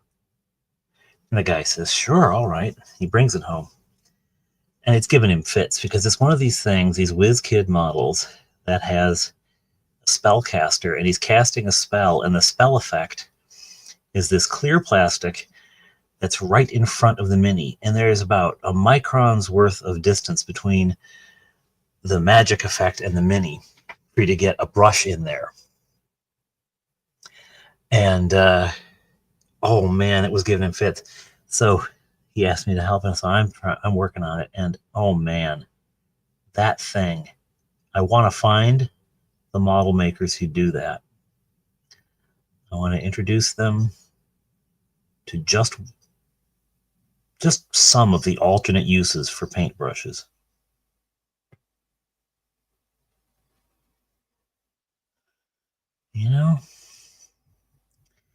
It's like think about the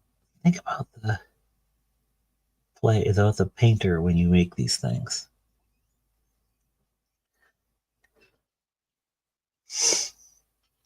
Hello, Off Grid. How are you doing? Clear plastic is brutal to paint, but even beyond the painting it, is just getting around it and getting around that spell effect. Man alive. Staying alive, staying alive. Ha, ha, ha, ha. Again, not going to be copyright strike because not singing in tune.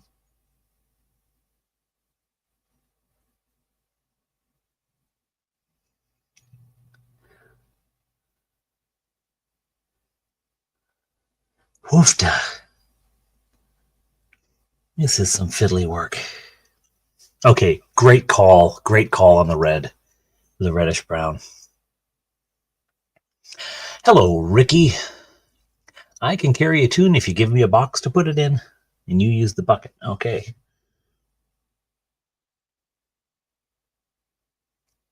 Actually, my singing has gotten much better ever since going back to church. I'm not trying to use this as an advertiser or anything, but I was an actor before I was a priest. People realize that I was an stage actor, and if I did a show that had, I never did musicals, but if I did a show that had, it was a straight show, but it had singing in it. It wasn't a musical, but there was singing in it. Like one of the characters sings a song. Was I painting that off camera? I'm sorry. I'll try to get on camera to paint. PML, Bill, I'm feeling your pain, trying to keep on camera with everything. I would be singing, and the director would be patient with me for a couple of weeks. As we got close to opening night, the director would say, "You know what, Aaron? This is a group song. Maybe you just mouth the words. You just mouth the words, okay?" And so no, but then going to church and singing hymns and chanting the Psalms, and then eventually, of course, as a priest, you have to chant the liturgy sometimes. There's bits of the liturgy that get chanted, at least in the high Anglican world I inhabit.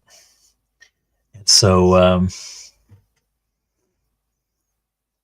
you have a good night, Bob. You have a very good night.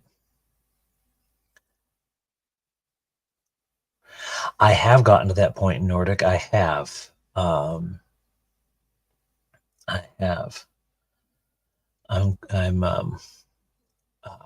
fact, actually, I stuck some stuff on this base and then realized it would just get in the way of the painting.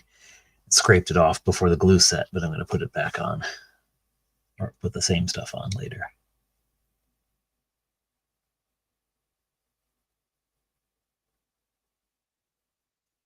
The other day, it was at if we had for Remembrance Day, November 11th, we had a concert at the church. And I read a series of poems, of wartime poems between some of the pieces. We're talking obviously Flanders Fields, Tommy by Kipling. Oh, fabulous poem, Tommy. We ain't no thin red arrows, we ain't no blackheads too. Just single men in barracks, some remarkable like you. Most remarkable like you. Okay, yeah. That was a good call, the reddish. It's red-brown. It's not real strong. It's just enough to really give a nice little pop to this guy. But yeah, this one night, we were doing this concert, and I don't know what happened. I accidentally couldn't do it again to save my life. I accidentally found absolute perfect register for my voice.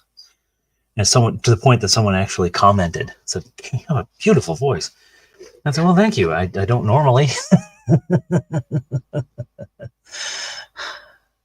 Oh, to be told that in a church choir. Oh, Dungeon Matron. Although I have to say there are times when I want to say that to members of our choir. God bless them.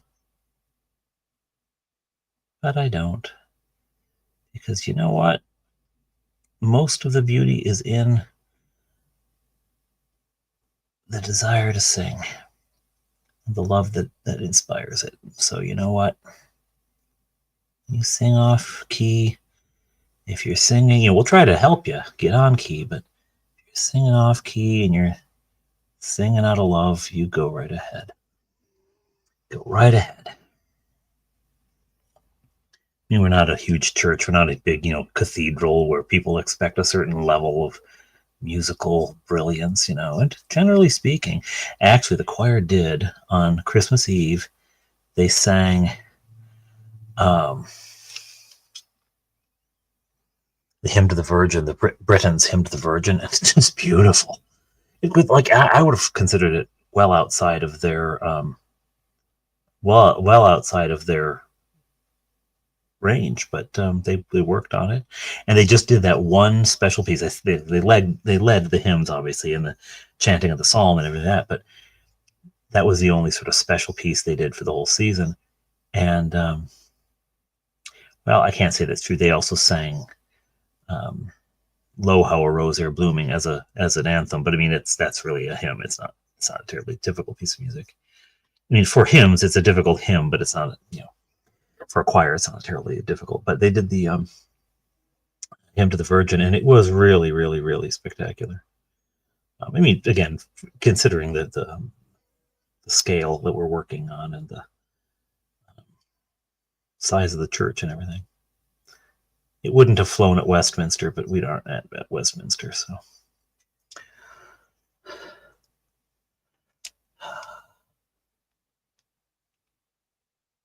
People can get all of it. Yes, that's true. I was going to build a chapel temple out of the shield. Oh, let me go. Paintmasters Druidic. That I bum a winter summer solstice. Burn a winter summer solstice. What? What is out of the shield? What shield are you talking about here? Do you know? We have a what's it called? Major Feast of the Church, Father. Which one are you talking about? Epiphany. We have an Epiphany Christmas tree bonfire. So on Epiphany, people who would obviously real trees. If you don't leave a plastic tree, not a good idea. But people bring their trees to the church, and in the church parking lot there, we have a big old bonfire and burn the trees and sing We Three Kings, because of course Epiphany, celebration of the arrival of the Magi.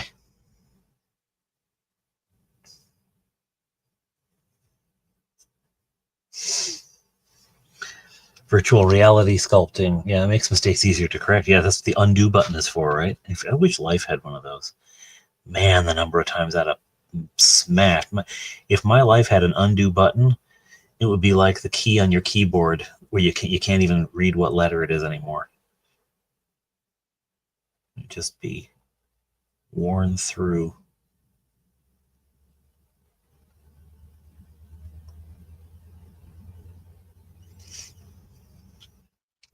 This is turning out okay. I'm judging it by my own scale. I try not to compare myself to the pros, but I'm liking him. I'm liking him. A little. Ooh. The Canadian Shield Star. Oh, gotcha. I gotta scroll up to get the context again. Beauty.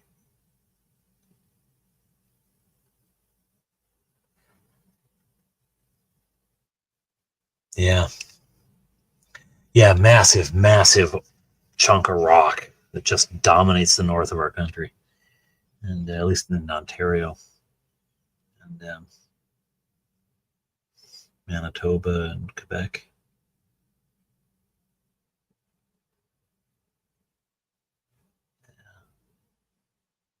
I always think whenever I go anywhere, north of the GTA, and this is like, I think people talk about, oh, you're in Northern Ontario, and I think, you got like 90% of Ontario still north of here.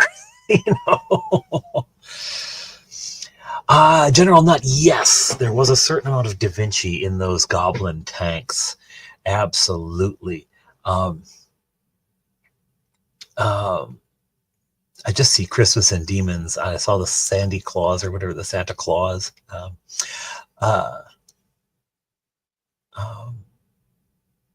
Yes, it was a sort of Da Vinci's tank, and it was inspired by that. It was also, though, to be honest, inspired by what I could build.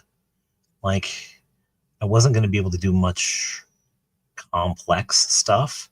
I did the War Wagon, but it was very big. Really too big when it comes down to it. It was ungainly big. But for me to get that level of detail with the sort of the chains and the boiler and everything, it just kind of needed to be a certain size. So when I went to make the tanks, I wanted something smaller. And hey, you have a good night, Ricky. Good night and good luck to you too. So I just wanted something that I could easily make, and then the sort of shape suggested itself with toothpicks and such. But yeah, I did. Da Vinci's tank was in the back of my head. In fact, I used Da Vinci's tank very early in my channel's history. It talked about goblins as inventors, and I showed a bunch of things that they had invented, like the rack and Da Vinci's tank and social media. This, wicked things. Yes, Cal, it is exposed due to the Ice Age, and all that beautiful dirt was scraped from Canada down to Wisconsin. And yeah, it's deep there. Wondering something while sitting at church the other day. The three wise men, where did they come from? Were they scholars from schools learning ancient world? Well, it's not actually. They're wise men from the East, and you figure they must have some bent toward astronomy because they're watching the sky, right? They see the star. The We Three Kings thing is a later trope, for the sake of that hymn.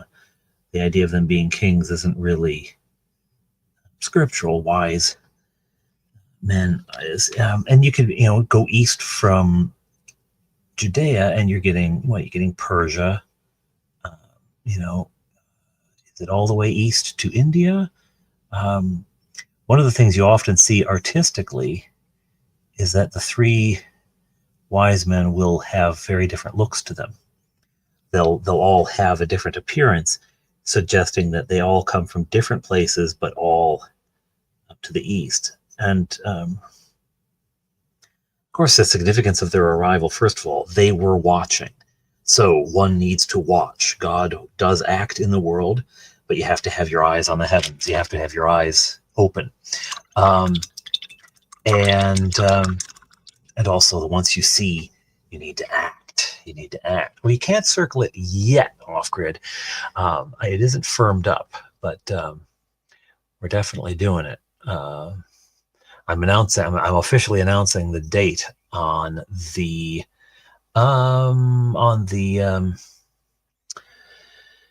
New Year's Day. New Year's Day, I'm going to do a New Year's Day live stream. Officially announce it then. We have that in Puerto Rico. We'll call it Virgin de Calendaria. We burn trees. It's on February 2nd. So that would be Candlemas for us. I don't know if that's something that is celebrated in Puerto Rico. Candlemas is February 2nd. Cal, PML has proven very, very, very inexpert at smuggling anything across the border.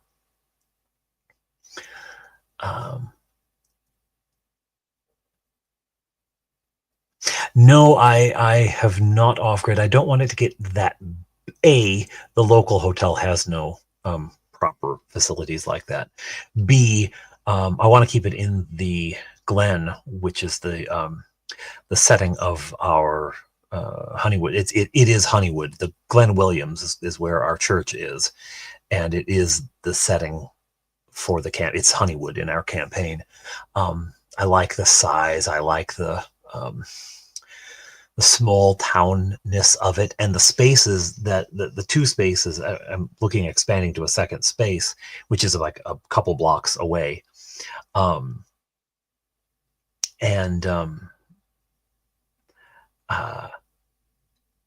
both spaces are similarly not very big. I mean, the parish hall is big enough to hold like 5 gaming tables and some vendors. Next year, I think I'm going to go down to 4 in the main hall and at least 4 over in the secondary hall. No vendors in the secondary hall. Keep all the vendors in one spot. Secondary hall, though, will be where we do like the panel and stuff like that.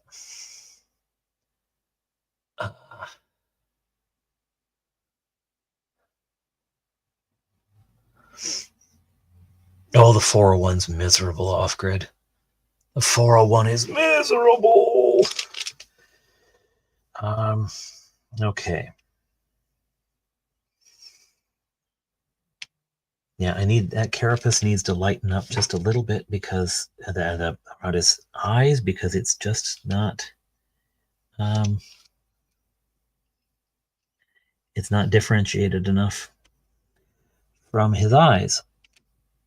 So mud it up a little.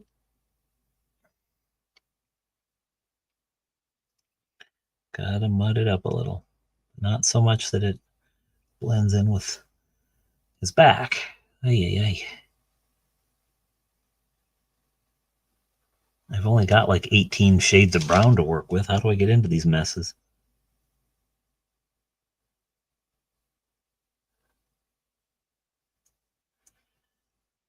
Yeah, that's a bit better. A little tidier, though.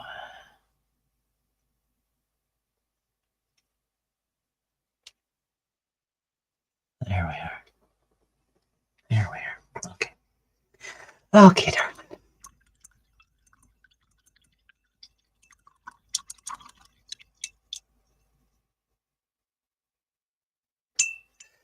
General, that's precisely what I'm thinking. I want to keep it from getting like we're expanding to another space, but the other space, it's the town hall. It's not actually a functioning government building. The Glen, that little village, doesn't have its own government. It did at one point, but the town hall now is really just a community center, and it's a single room about the size, slightly different shape, but it's about the size of the parish hall. So the two spaces will feel similar in scope, and there's like historic pictures of the Glen all over the walls. And of course, it's right next door to that little pub, the Copper Kettle, which also features in the game. Okay, now. So I'm trying to keep it in that vibe. I'm trying to keep that feel to it. Okay, let's see. Let's see what we got. Get a brush for a little dry brushing. Where's Old Faithful? Where's Old Faithful? There he is in the corner. Old Faithful.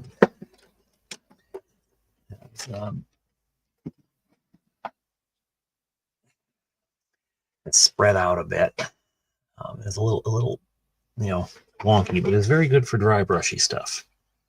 So, no, too dark. No.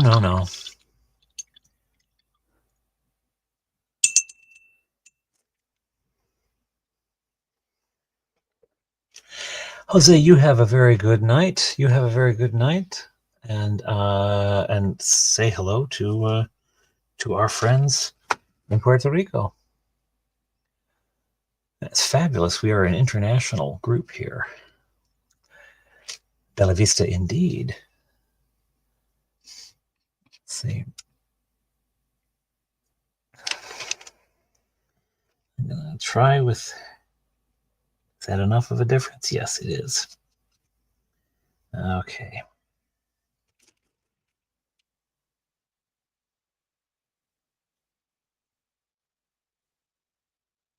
No, it's clearly not enough of a difference. It doesn't even show up. Doesn't even show up. Okay. And you're all like, what are you trying to do? I'm trying to take advantage of the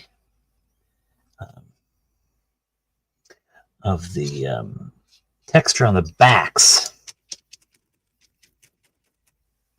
of these tentacles.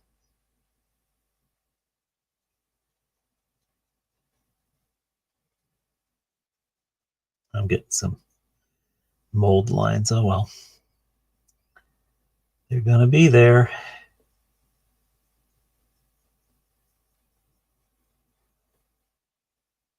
They're gonna be there. Can't help that. I mean, I could have sanded them off or something. Yeah. So it's just got a little bit of. It doesn't look good on the camera, but it looks better in real life.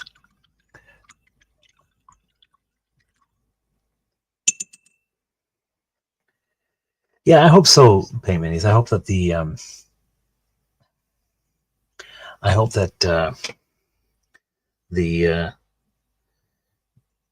like you say, the long timers kind of keep that sense. All right, now those little suction cups. Is pink too silly? The little suction cups? Is pink too silly? A blood red, maybe? What do you think for the little suction? You can't see them on that. You're not gonna. I could hold it to the camera, but you're never gonna see that. Oh wait, you won't. No, because there's no light. No, it's not gonna show them to you. Just trust me. There's little suction cups there. Do I go? Oh, almost a purplish, I want to say. Yeah. This may be a mistake. This may be a mistake. Maybe a mistake. I don't know. We'll see. We'll see. This, I only need this thing.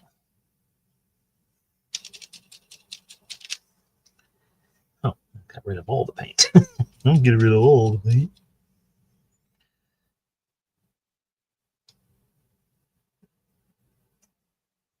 I do need more than that.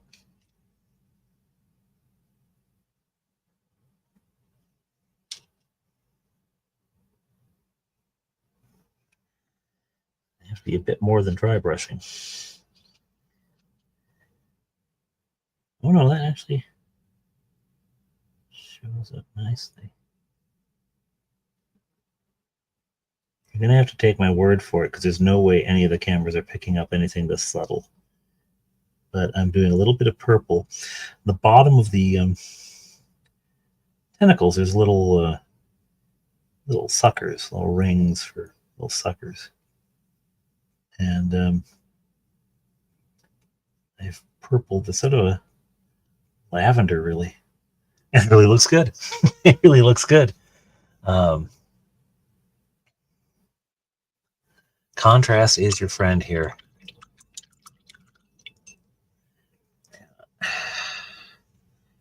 Okay, now for the razzle dazzle.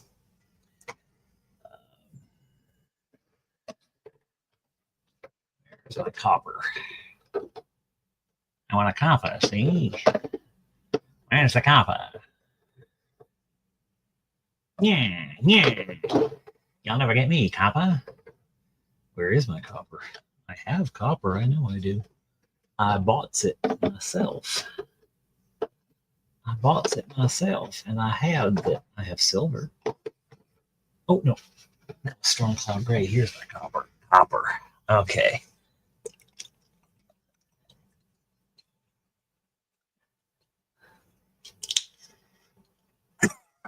All right. And that red that I used earlier. Just dry brushing, though. Dry brushing. Where is he? Old faithful. Old reliable. The gnomish spirit of ingenuity. Well, if any country was going to be gnomes, it would be us. The Canadian gnome. The Canadian gnome lives on the Canadian Shield, a harsh climate which the Canadian gnome finds very friendly. The Canadian gnome subsists largely on a diet of Tim Hortons and ketchup chips.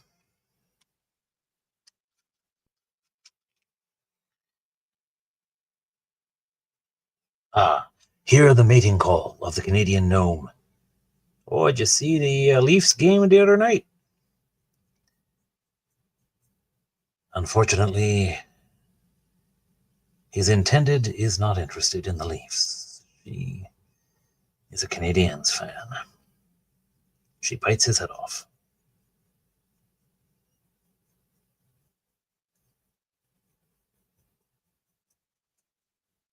Oh, this is looking. This is it. The unfortunate thing is something this subtle is hardly going to show up at all on screen, but it's really looking quite nice.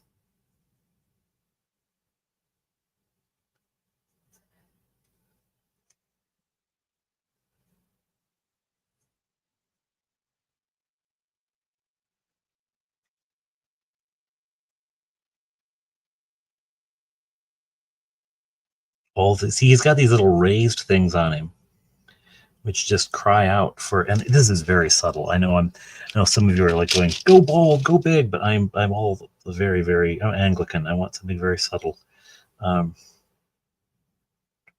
It's looking really good though. Abs, drop the gloves.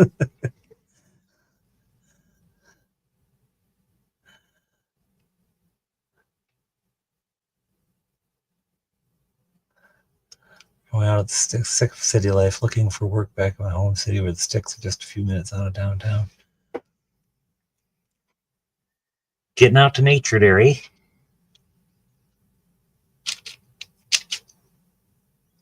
I don't know if you get too much closer to nature than off-grid there. If the nature in question is snow and ice.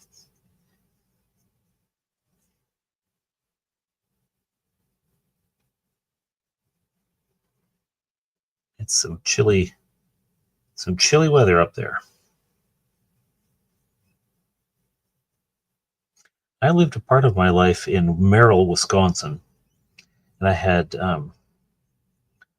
uncles who lived. I still have an uncle who lives in Peshtigo, and an aunt and uncle who lived in Peshtigo, and aunt and uncle who lived in Peshtigo. So my aunt still lives in Peshtigo, and then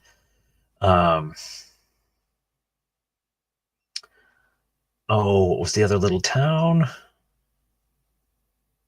I may be getting my towns mixed up. It's been Phillips. So my aunt still lived in Phillips, and my aunt and uncle still live in Peshtigo. I think they still live in Peshtigo.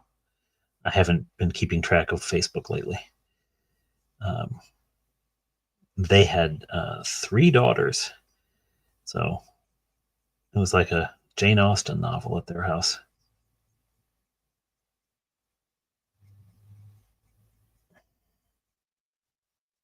Except they weren't as ridiculous as Mrs. Bennet, for instance.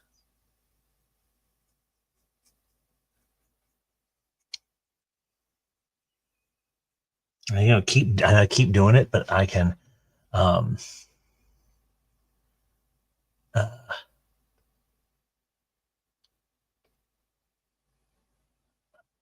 early May spring con. That'd be awesome. It'd be a fun drive to get up there, if it was really early spring, we could do, ice road trucker kind of thing to get. I jest. You're not that far up. But it'd be a fun area to go to.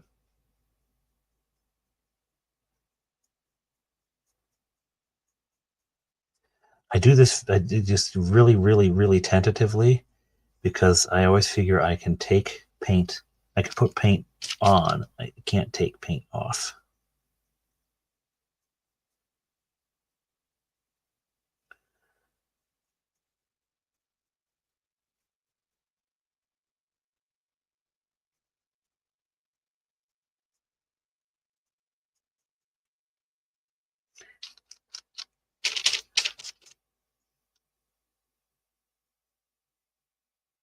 I mean, you can paint over, but you can't remove paint once it's on there. I don't want to do anything too drastic right away. That's really looking pretty cool. Don't worry, I haven't forgotten the copper. I do have an idea. Oops. I get excited. Get excited. I hit him in the eye again. Oh, you got my eye. Don't paint my eye. Don't get paint in my eye. I don't know why he has that voice.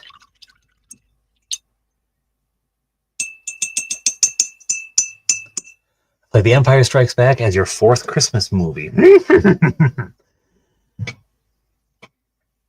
5 is Gremlins. It's technically a Christmas movie, even though it has the most depressing monologue about Christmas in it ever. And then the boyfriend is like, wow, so your dad died. Let's see if we can find that. He just moves on. It's like unwilling to deal with that. Unwilling to deal with that. Okay, so got that on. That's dries. Gonna add a little more red to it so I can really want it to pop a bit more. Not too much more. I don't want it to be overdone, but I do want that red to show. Do want the red to show. Is to remind myself it will dry duller than it goes on. Otherwise, I would be panicking right now because that's too red.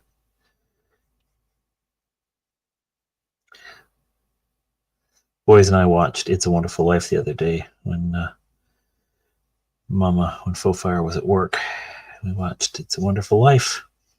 And I realized, because part of we're not real fond of much of what Hollywood offers in terms of appropriateness for kids. And I was realizing, like, we can show them old movies because it's gonna be okay. It's gonna be perfectly fine for us, for kids. We do have a range, right? I mean, Bob Johnny is 10. Fleetwood is 14. So there's stuff that Fleetwood could be watching that it's just not appropriate for his brothers.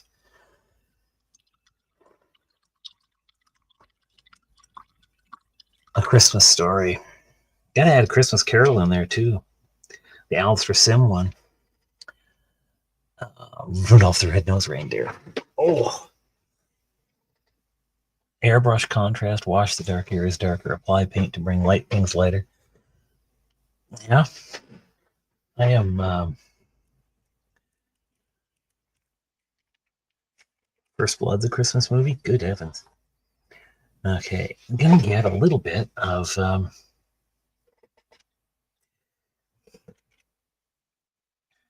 take this. End up using it anyway. Just very light on the bottom to hit the...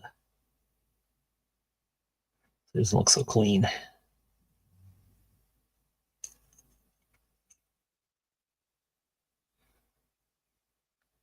There. That did it.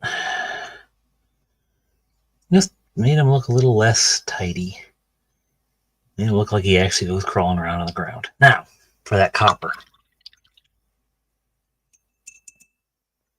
I was going to do something with the copper. I am going to do something with the copper.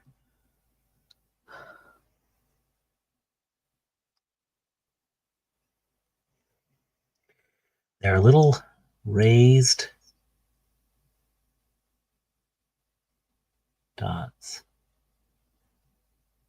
Almost like he's bolted together. I'm just going to touch them. It does look a little bit like bolts now with metallic, but it looks really cool.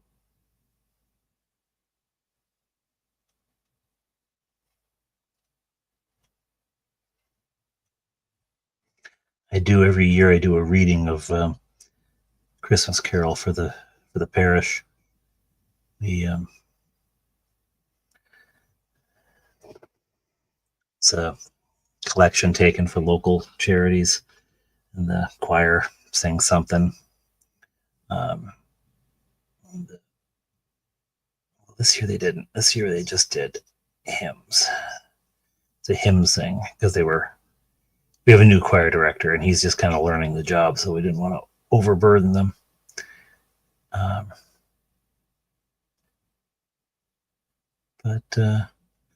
Yeah, I always do dramatic reading. It's a lot of fun. I get to exercise the old acting chops, acting muscles, and in a low stress kind of environment, because it's just a sort of fun parish event. Okay. He's got his little shininess.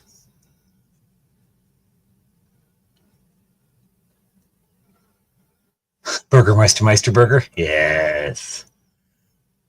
Star Wars Christmas Special. Life Day.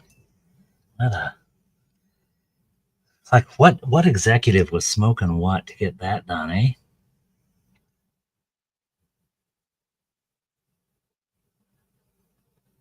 Okay. That's a touch up where I over coppered him. I know it's not stunning, but I'm thinking it's pretty well done. He's very subtle. That's the way I like things. I like things a bit more subtle. Let's see if I can get him. You can see them. Yeah, they're sort of reddish now. And no, don't show that. Show this. Yeah, he's kind of sluggish. Kind of slug-like, which is appropriate. I'm going to go a little bit redder on that back. Just a bit.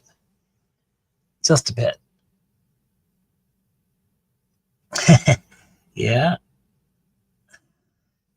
A lot of them are there. Again, the choir does sing for it. And again, this year they didn't prepare. Usually they'll prepare like an anthem or a motet or something, but this year it was too with the new choir director, and um, it just was not going to happen this year.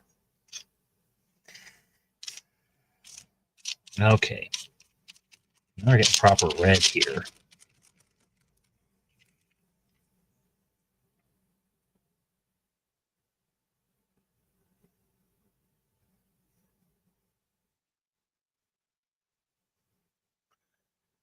Ooh, sorry, I should do it where you can see it. Sorry. I would say yell at me if I'm not doing it where you can see it, but of course, it's on the screen, and by the time I can see your comment, I can see that I'm off camera, and I fix it myself. My apologies for all the times I drifted off camera tonight. I tried, setting two cameras up, but somehow I just rush off stage like I'm camera shy with my painting. Which, if I actually was, I wouldn't turn the camera on to start with. Okay, there we go. That's a little more red. Oop, I think I missed a copper button.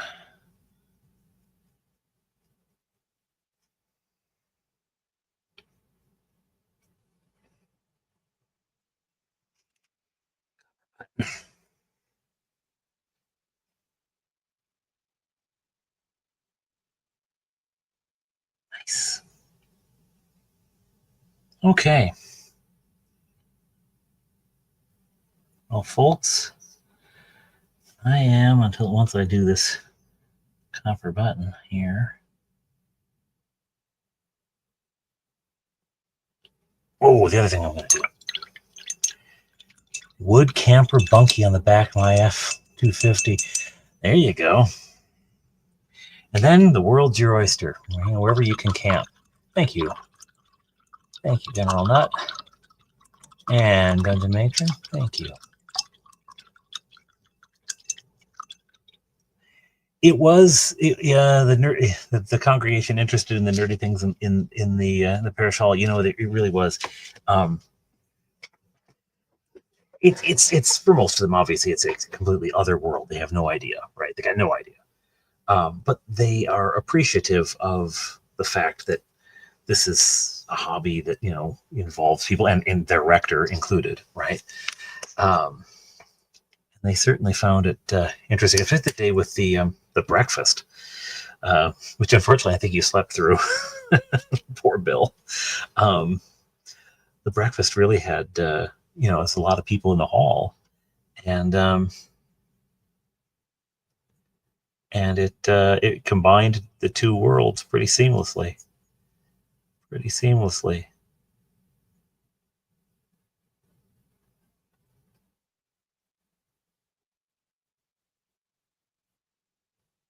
If I had been really clever, I would have painted the base beforehand. The paint isn't really going to be the big deal, though, because I'll be coming in with sand and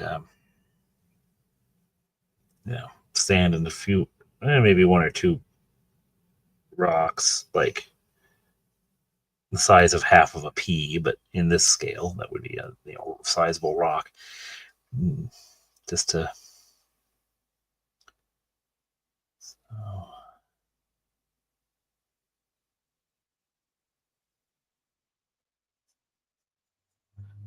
yeah, I actually usually don't put minis on bases if I can help it. I don't put them on a base unless they need it to stand up. And this one doesn't need it to stand up, but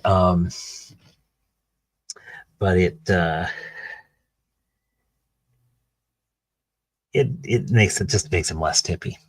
The DaVinci software, you know what? Not the time of year for me to play with anything. I'm thinking though, possibly, kind of depends on how adventurous I feel. I'm thinking of when I do edit the Claricon game recap, I probably will use the DaVinci. I didn't want to use it because I had a project halfway finished, and I didn't want to use it then.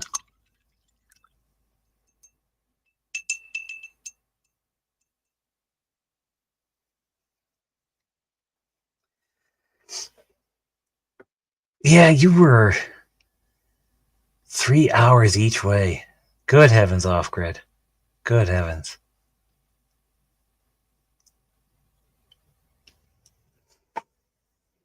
Well, I'm glad. You know what? I have heard that all of the folks who came to DM, just universally, I heard good stuff about the games they ran.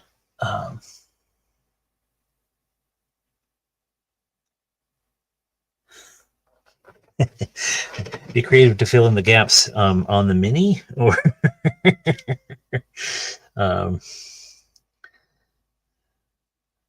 or at the con. Yeah, he's looking good. He's looking good. He really is. I gotta stop. I'm just gonna stop. I'm gonna leave him alone. I will be going over him with matte Mod Podge and glossy on the eyes and potentially the tentacles as well. But and filming the recaps. Well, I tell you, my computer had slowed for some reason. I do not know why. Just with that software, my computer got so laggy it was impossible to use, and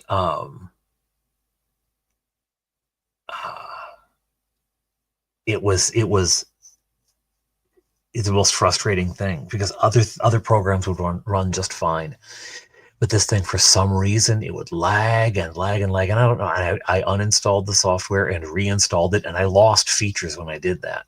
There had been these wonderful, like sometimes I'll have a light, if Fleetwood casts a light spell, the ball of light shows up and it has a sound effect and motion and everything. And I lost that effect. I don't know why. Cheesed me right off. But it didn't help. It still lagged, and eventually, I need. I will get some photos of it, and I did. Well, I'll go ahead and raise the and dim the light a little bit. Good heavens! Turn this one off entirely. Oh. I'm getting old. Just turning the light off hurts. That's just ridiculous. Yeah, the computer was so laggy. It's a desktop, and I ended up having to add RAM just to use that software. But I had an episode halfway edited, so the psychology of previous investment. I didn't want to lose what I had already done. And so I stuck with that. Now the thing's running 64 gigs of RAM, so nice and lickety split. Yeah. The onion, the onion eating contest was fun. Yeah, but the general. It couldn't have been a RAM issue universally because nothing else was slowed down. I could watch YouTube videos without a problem. I could watch videos, no lag. It was just editing. So it's this one program, and there's something like it's developed some sort of orphan thing off to the side where it keeps having to run off to grab data and come back. And part of it is in order to expedite the last time on, I always just grab that video and import it. And I mean, I've been using the same files. I've been using the same source material files since the beginning, some of them. So I expect there are some bad pathways laid down, and I need to really bite the bullet and sort of reinvent everything. I don't like doing that. I don't like doing that because of sunk cost fallacy, right? I've already spent time and effort and sometimes money on these things. I don't want to undo anything. Stubborn. Put my glasses on so I can actually read. Gardettos in chat time. I wish I still had Gardettos. You saw the 3 pillow-sized bags of Gardettos that Redcaps brought me. Gone weeks ago, months ago. Didn't even make it out of the first week of November, I don't think. So, yeah, we've got him done, and again, he's not gonna show up. Oh, actually, that shows up better. You can't see the fine detail, but you can get the general idea because it's just too blurry, right? You get the general idea. He does have a little bit of purple underneath. You can a little see a bit of a purple glow there.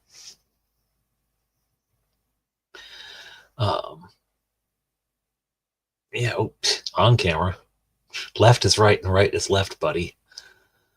I'm a stage actor. I'm not a film actor. Hello, Jeff, the greatest dungeon master alive. Thank you very much. Off-grids, I've been told you to use a Sony DLSR camera, FireWire transfer for a video recording platform that was meant to last. Yeah, you know what? My recording, my phone is my camera and audio. That's the whole pack. I just put the phone on a tripod, and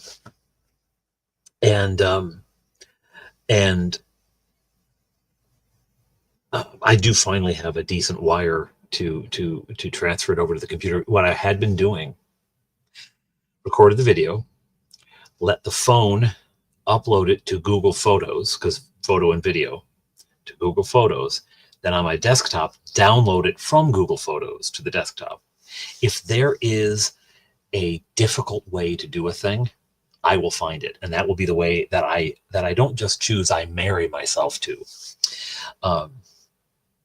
Like I'm using the software I'm using is not really designed for the kind of editing I'm doing. It's designed to put together your family's vacation video, right? You know, mix some photos and video together, put a little music on it, and you're done. But boy, the things you can, I enjoy taking a tool that was not meant to do a job and making it do the job. I enjoy finding the workarounds. Like to do animation, I'm honestly, you know, doing like stop motion animation. I'm doing like traditional, I don't draw it, but I do it on the screen, and I move the thing, you know, select and rotate and whatever, you know, to make an arm go up and down. And then I put those images in, you know, 1/5 of a second intervals. And it's, hello, Mini Warmit. Just these little tiny, it's a lot of fun though. I do enjoy it. I do enjoy it. You didn't realize until after the con that he was Redcap, huh? So you listened to his podcast, you had no idea. Well, isn't that like, people have a podcast voice, don't they? And they say they don't, but they do. They do. I was talking to podcast I've listened to forever, and I can't remember the name. Tale of the Manticore. Send to John, Tale of the Manticore. Thank you, Off-Grid. And I said to him, you know, I think it's one of my boys said, you know, how do you do the voice? And he said, well, that's just my voice. It's like, dude, it's not. You get behind the microphone and you do the dramatic voice, but okay, sure, it's just your voice. He has a very nice voice, I'd say that, but he's clearly doing, he pitches like the tone lower. He said, well, I record in the morning, that's why. Okay. Whatever you say, dude. No, it's funny. He's such a wonderful guy. He's such a lovely man. I definitely pitch lower. When I get a cold, my voice, without me trying, goes lower, and I sound a bit like Morgan Freeman. I suddenly get this sort of Morgan Freeman, and people stop doing a voice. I'm not doing a voice. I have a cold. Once the cold is gone, I'll stop sounding like this. Anyway. All right. Well, as I was saying earlier, in case you missed it, on New Year's Day, I'm going to be streaming Creating an Adventure online, and I am going to be officially announcing the date of ClaraCon 2025. So, yeah, that's going to happen on New Year's Day. So look for that. I'm going to try to do it. Thank you. The nice thing about doing Morgan Freeman is everything you say sounds intelligent, far smarter than I am. Andy Dufresne crawled through a river of... Anyway, love that movie. Maybe it's because I'm Irish. What was I saying? Man. Hello, Zach Hancock. Yeah, so I don't know what time on New Year's Day I'm going to do it. I want to make it a bit earlier so that folks in the UK can tune in. Not that anyone in the UK other than Ye Old Geek is probably coming to ClaraCon. I was astonished that he came. It's amazing to me that the dude crossed an ocean. Of course, also to meet Mage's Musings and Bear and a lot of other Canadian people who he knew. But, sort of frame for him coming was to go to ClaraCon. Like, are you kidding me? You came across the Atlantic Ocean for this convention I run in our parish hall? Wow. I was like blown away by that. That was really very cool. Very cool. And John's a very cool guy, so you can expect very cool things out of a very cool guy like that. But so I want to do it a little earlier because I know the folks in the UK, and I have a decent number of UK viewers. They're always like, it's 4 a.m. when you're live casting. So, well, the great thing about Sean Connery playing a Russian submarine captain is that it sounds exactly like Sean Connery playing a Spanish nobleman. Hello, I am Don Pedro. Helloski, I am Russian, don't you know? You can tell by my accent. Come here, Moneypenny. Hello, Michael Mertig. Look at this. We've got our late night crew. A whole bunch of people had to go to bed, and then the late night crew came on. And I'm putting the paints away because I have finished painting. For those who are just showing up, I painted this guy tonight. He's a little blurry. A corpse crawler. Corpse crawler? Corpse conundrum? Corpse captain? Okay. The other 3 cookies were to get the job done. This is a reward cookie.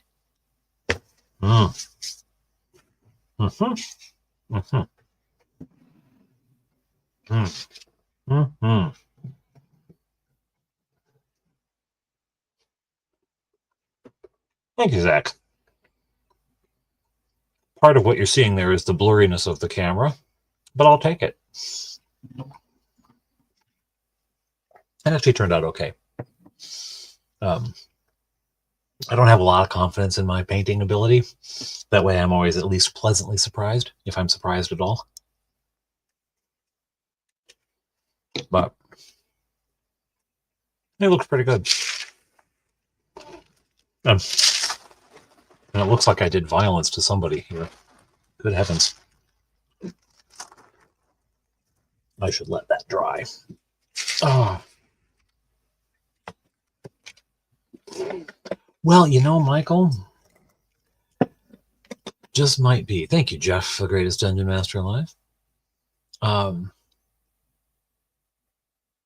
Dungeon matron, what are you doing wrong? What are you doing wrong? You haven't eaten any cookies? Is that why I'm eating so many, to make up for you? Are you making me pick up the slack? Do you know I'm overweight?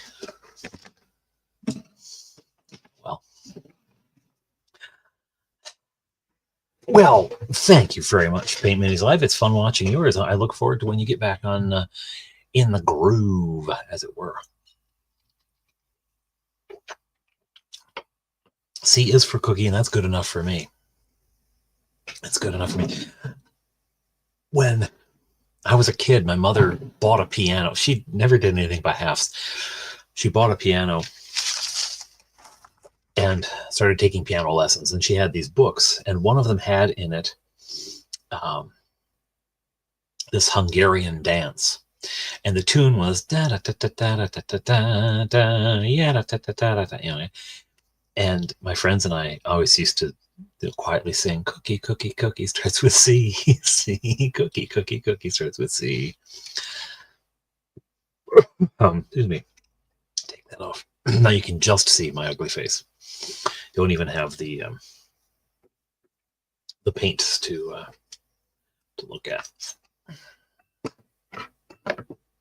There's a very meta kind of thing going on there. Yeah, the okay. So we have a missing tooth in the, or a lost tooth in the household, and because the boys are all up on bunks, I have to do the I'm the tooth fairy. I think that's why my wife bought them bunk beds, because Touch Fairy in particular grabs this pillow and leans into it. So getting that tooth out, it's harder to get it out of the pillow than it is for him to get it out of his own mouth and for him to pull it out of his head.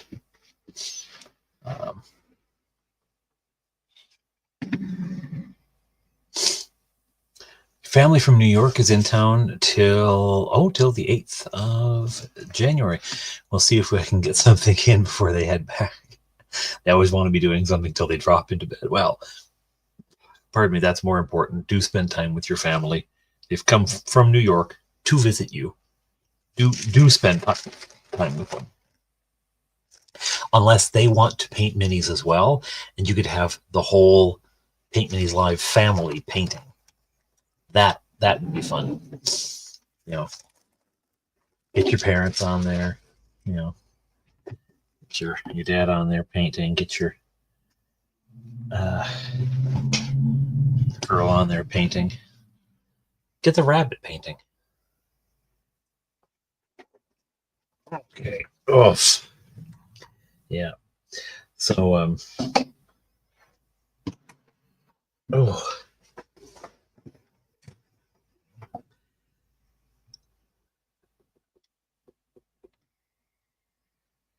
Andre the Giant and I. Is that a fat joke? Is that a fat joke?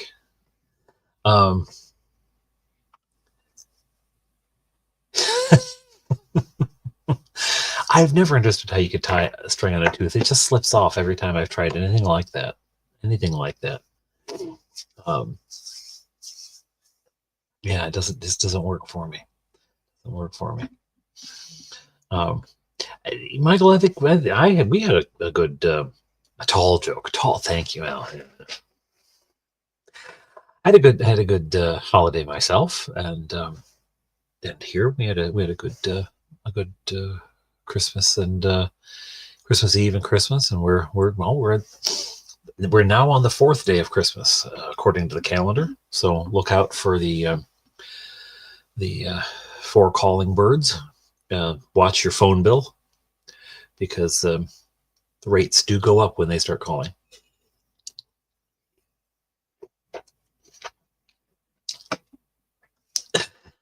They're beating too fast, Zach. You can't see the wings because they're going so quickly.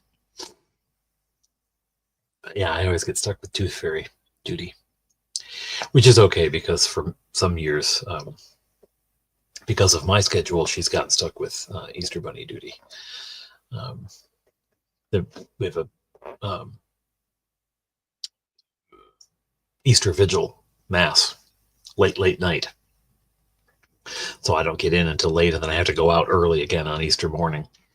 Holy Week in general is a Mass. It's worse than Easter, worse than Christmas, rather, the season in terms of busyness. This year Christmas was a little more hectic and a little more rough because of the funerals, but obviously not as rough for me as for the people whose family member had died. But I'm much taller in person. Well, if you watch me on your phone, then I'm very short. No, it was more work than normal, but usually Holy Week is the real bad one. So I can't.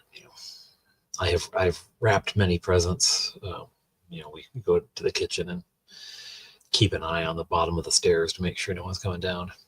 But for the eggs, it's pretty much all her. She's gonna do that. And I always miss the egg hunt too, because there's a sunrise liturgy, so I'm out the door before the sun's up. Hazards of the job. The good part of the job is that I have a very flexible schedule. It's like you don't have to go into the office every day.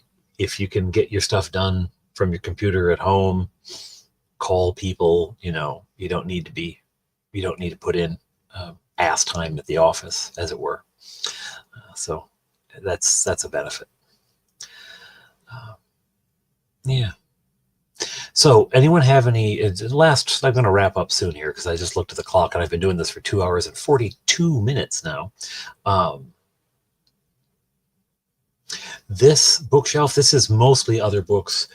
Directly that way, there are RPG books.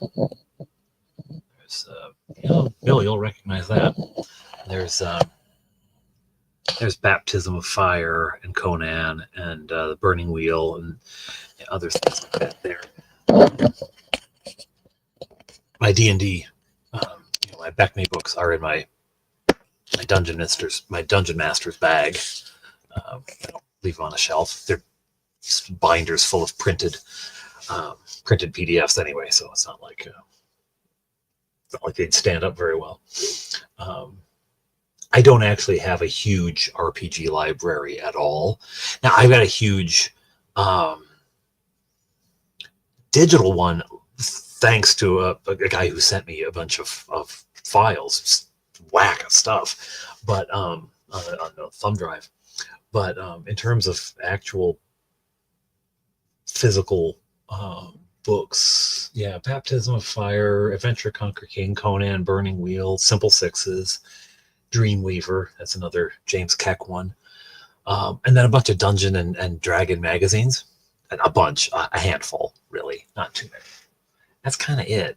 And then I printed up the PDFs of the Beckme books. I've got Creature Catalog printed, a few modules, not a lot.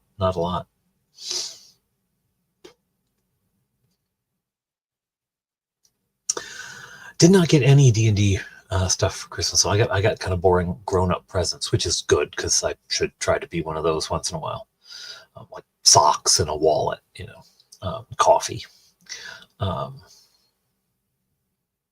Yeah. So anyway, I was going to say, because I guess it's been almost 3 hours here. I'm going to wrap up soon, but before I do, any New Year's resolutions out there? Any New Year's resolutions that you're working on or looking for, either self-improvement or something you want to do in the gaming sphere, gaming/craftiness sphere? I can let you know I have two. One, I gotta start taking walking in. During the pandemic, I lost weight. Everyone was talking about how they gained weight during the pandemic. I lost weight during the lockdowns because every night, get the boys in bed, I'd come downstairs, get my shoes on, and out the door, and I would walk for like half an hour. Not a huge thing, but every night. And so I got considerably trimmer than I normally, and certainly than I am now. And I've put on all this weight, put it all back on, and more. So that, and I have another massive crafting project, not quite as big as the Keep, which you can just see in its little storage rack down there. Not quite that big, but pretty big. And I haven't pulled the trigger on it yet. I don't know if I'm going to. But so Paint Minis Live, your New Year's resolution is to paint more minis. Are you going to do it live? Or are you going to paint minis dead? You can paint dead minis, like skeletons and stuff.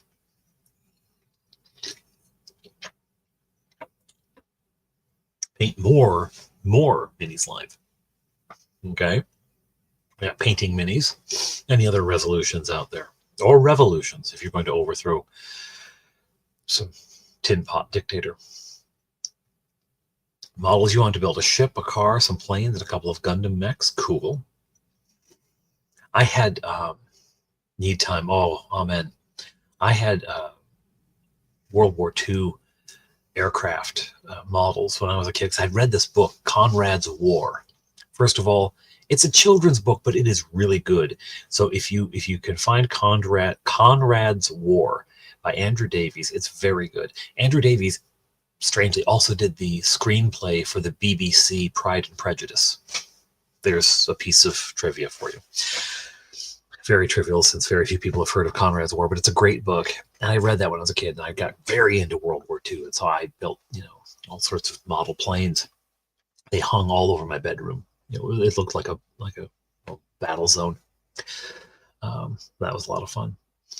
I need to organize a crafting area, Dungeon Matron. Amen, amen, amen. I did actually. This is a new place for my desk. I used to be around the like. There's a bathroom. Behind the monitor, behind the camera, there's a wall. Behind that wall is the washroom, and on the other side of the washroom is where I used to have.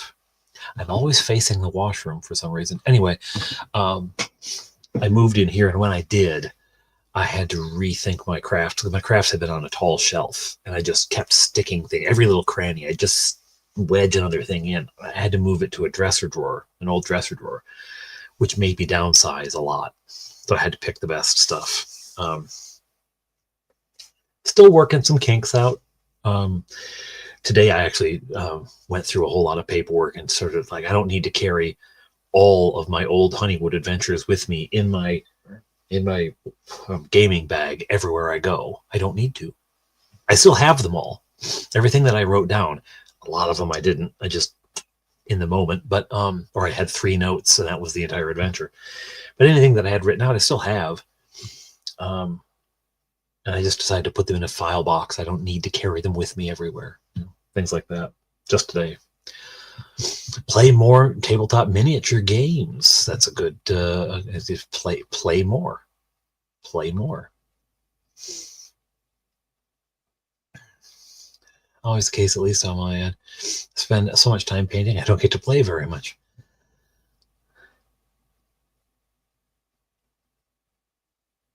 So Wolf,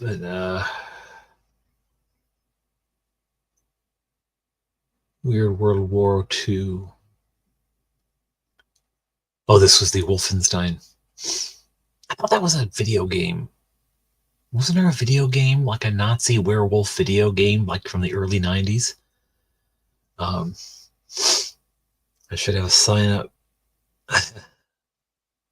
Sign up for, day 1 for Claricon. There you go, General. I'm going to be announcing the date. I won't probably announce the sign-up date on New Year's Day, but I will be announcing it before it happens. And I think what I did this year is I sent out a message to everyone who'd come the previous year, letting folks know it was live before I announced it publicly. So if you've been before, you get first dibs on coming the next year. The DOS game, was it Wolfenstein or something? Was it Wolfenstein? Something like that.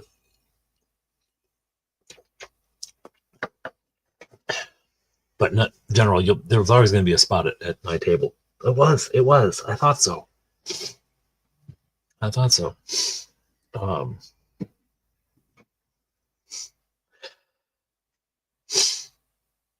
What shape will the channel take in the next year?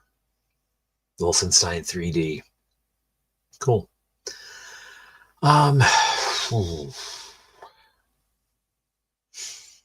Well, here's a little.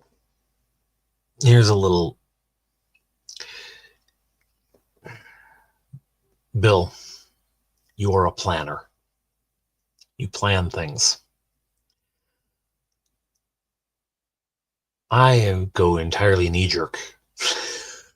I plan nothing. I just like, whoa, and I do it, So, I don't know. Work like as I was saying earlier, during the lockdowns, I couldn't visit people. We couldn't hold public liturgies. My entire ministry became videos for YouTube, because the church has a YouTube channel as well. Became a videos for YouTube and calling people. And you can only call someone and say, "What have you been doing?" "Nothing, eh?" "Yeah, me too." Just like everyone. You can only do that so many times, right? There's only so many times you can discuss the spiritual implications of, what's happening. There's no. So,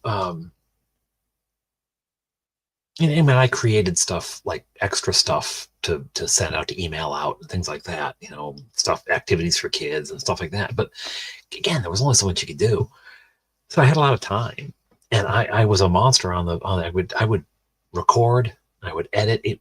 I would be done with the whole thing in 2 days between recording and editing. And so I caught up to our game very quickly, and then I had to play games in order to record games, in order to edit. And then I started getting more involved in the editing. And if you watch my oldest stuff, it's very basic. Like, very few things pop up on screen. St. Beckby doesn't even start out talking. Things just show up on screen as snarky comments, and eventually I said, I'll send them over to Beckby to say. I'll make him say them. But it's not very involved. And so I started getting more complicated with my editing, and throwing in sound effects and music and all this stuff. And so now it takes me like a week to get editing done. And that part of the reason is that as I was making things more complicated, things opened up. And, now it's back to the priesthood is like a 70-hour a week kind of job, like, not really. But potentially, like, there are weeks where it just, so it's gotten harder for me to get the editing and stuff done, to do it, to get around to it. So, there will be more things like this. I'm going to keep doing this because it's the only way I'm ever going to get anything painted, for one thing. I also enjoy it, Well, thank you, General. I enjoy editing. Although there was a period, I have to say, this fall, where I would sit down and it was so much work to get started. Once I got started editing, I got into the groove and enjoyed it. But especially at night,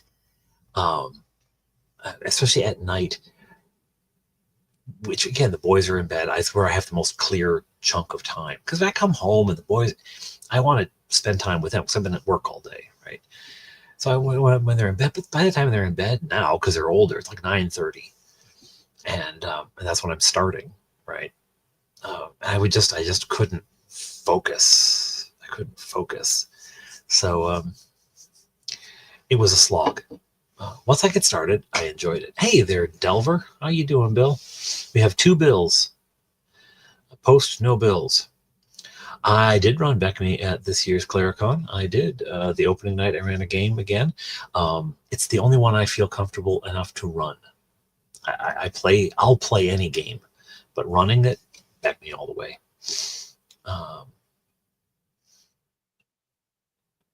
Yeah, I love being able to throw in general. I love being able to throw in the pop culture references. I like being able to throw in the goofy non sequiturs, the weird stuff. Like Snoopy went skating by one time. I can't even remember the context anymore, but Snoopy went skating along the bottom of the screen.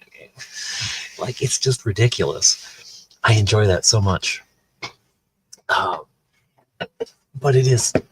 there was a point where it was becoming a bit of a slog. I was just, oh,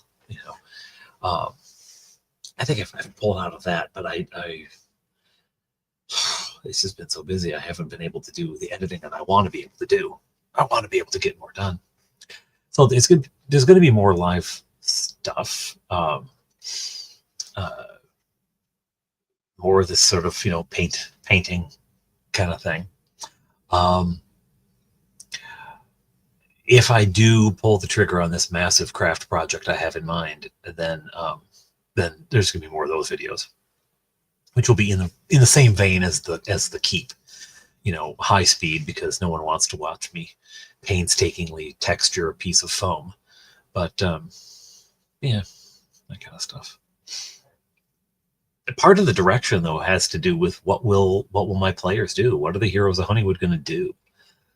Right? And they've sort of gotten to a point where they don't know what to do, because there's only so many paths ahead for them that they're sussing out. I mean, obviously the whole world, they go any direction they want to, but they're finding it difficult to navigate because the stakes are getting higher and their role in the world is getting more important. And so they're having to really think about stuff before they do it.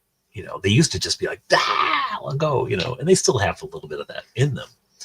But it's they just have to consider what they do more. Ever think of releasing more lore stuff on your world? Yeah, I'd been thinking a while about doing, okay, where are we? And that might actually be an upcoming video pretty soon. A sort of, all right, look, where are we? What is, if you've joined recently, there's a fellow who's watching the entire back catalog, found the channel like a month or two ago and has been watching the entire back catalog. And so I'll release a video and I'll get all sorts of comments on that video. And then I'll get a comment on a video that's like 6-7 months old. I think he's around the dragons right now. He's around the fight with Morag at this point.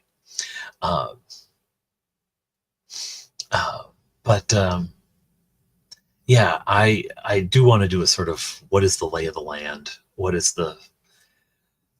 are the major players, just to catch people up and to remind myself, and actually, to be honest, to give myself a hard point which I can't stray from, because as long as it's just in my head, it moves around a little bit and it flexes to meet the needs, and part of that's fun because like the map has changed subtly, small ways, nothing you notice really, but mountain ranges have disappeared. Not whole ranges, but hexes of mountains, 2 or 3 hexes of mountains will go away and be something else because I needed it to be something else when they got there on the map. And I justify it by saying, well, their map was wrong, right? This is the Middle Ages. Their maps aren't going to be perfect. Their map was wrong, but I found the tree with the wizard. The tree with the wizard. I don't know what episode that is. And I wrote the adventure, or did made up the adventure on the fly and then recorded it.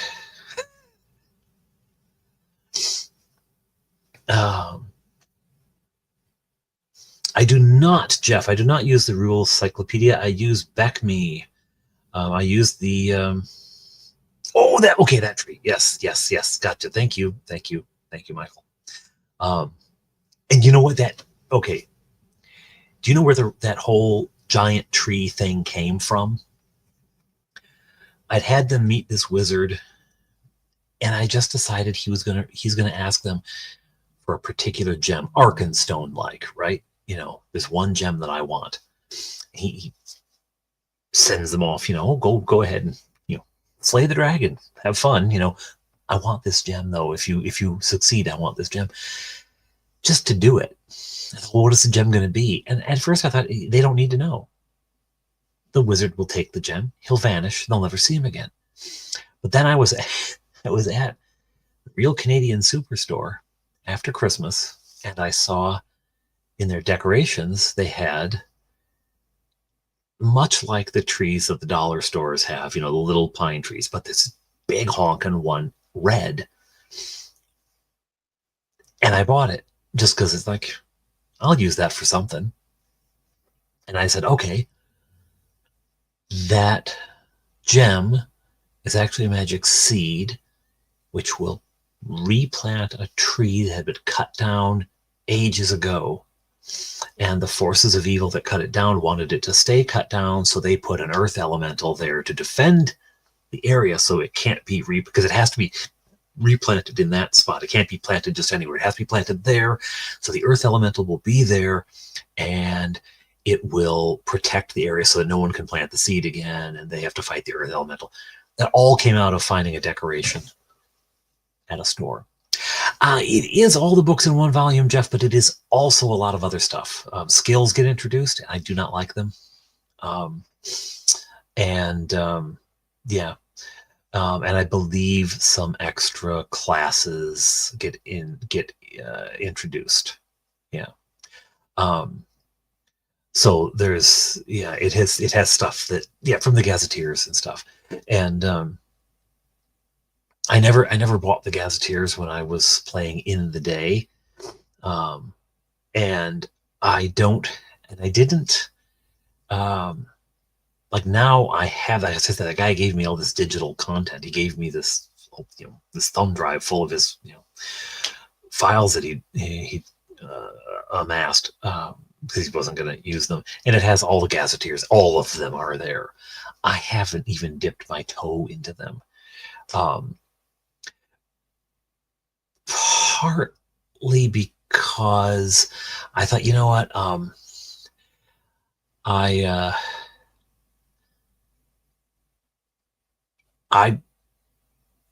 the Gazetteers do a lot of world building, and I like the world building part. I like to do that.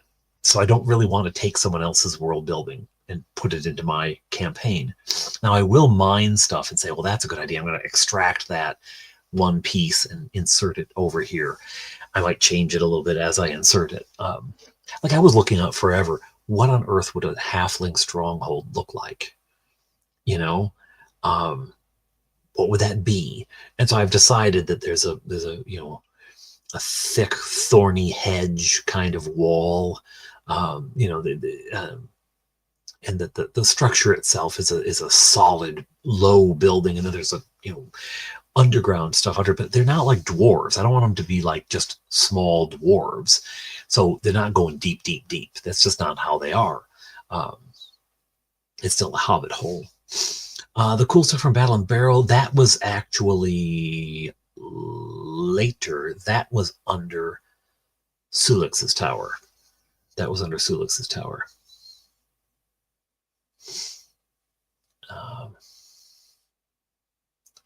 Fantasy stereo instructions. To be honest, I don't think I've spent more than 10 minutes looking at the Rule Cyclopedia. Someone was telling me that from their experience, it was a better book if you already knew the system and you wanted a reference book. It was so much easier to find stuff. And still to this day, I will look for a rule. I'll be looking in the expert book, and it's not in till master, or I'll be looking in companion, and it's back in expert. I don't remember which book I saw it in, right? I remember seeing it. I just don't remember. I can even see it on the page. I know it's, in the lower third of the page over on this side. But I don't remember what book it's in. So the rule cyclopedia would be handy for that, I will say. Yeah, but I'm a back me individual books kind of guy. And the reason I love it, and I absolutely love that game, is first of all the presentation, and as a teaching tool to learn the game was brilliant. That initial solo adventure, the initial adventure for the dungeon in the Dungeon Master's book, although I never played it, the way it's designed. Here's the entire first floor mapped and stocked. Here's the second floor mapped, but not stocked. And the third floor is all up to you. And I love that, like that sort of steps. And that's the way the player's manual was. That's the way all of it is. You don't even bother learning about wilderness travel until you get the expert book, right? You don't even bother. You're just doing dungeons. Just learn. You're fed on milk to start with. Hello, Runeward.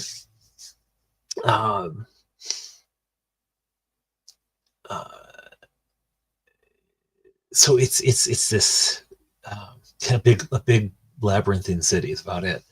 But in the case of Beckme, it's 5 labyrinthine cities, smaller but still complicated. Because even within the book, there's like, wait, where, why,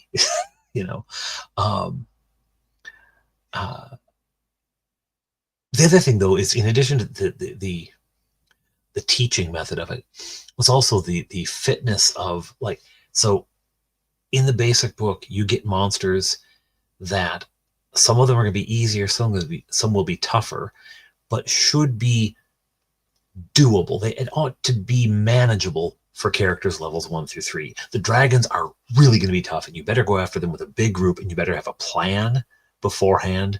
You better know what you're doing beforehand, right?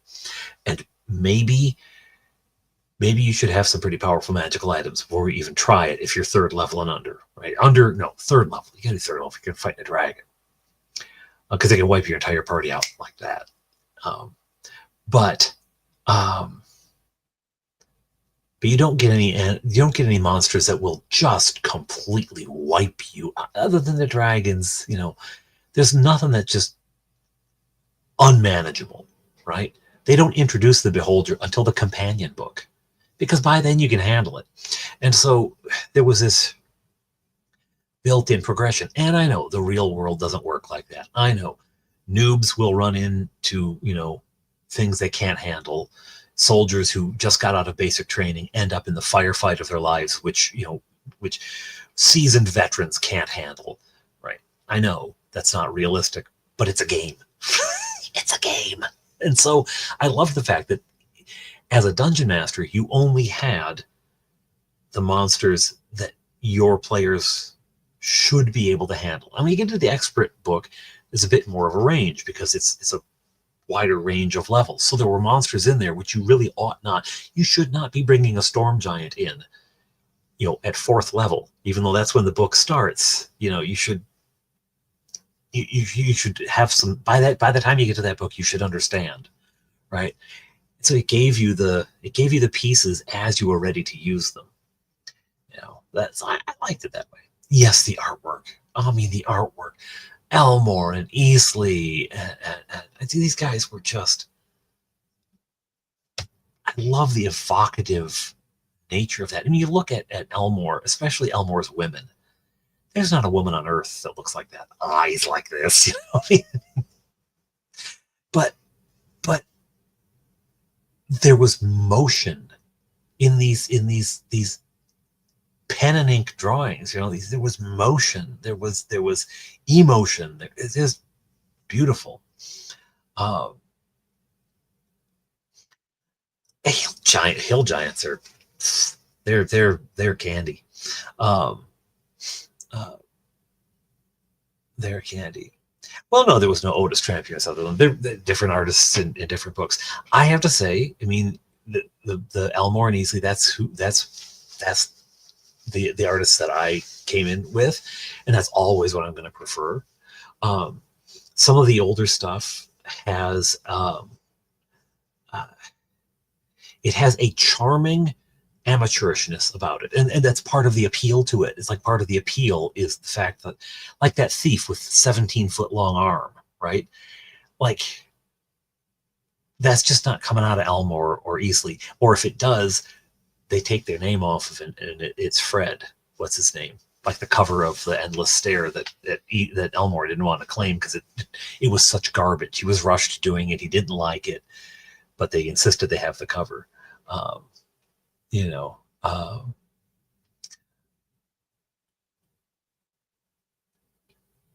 yeah. Hill Giant is just two ogres in a trench coat.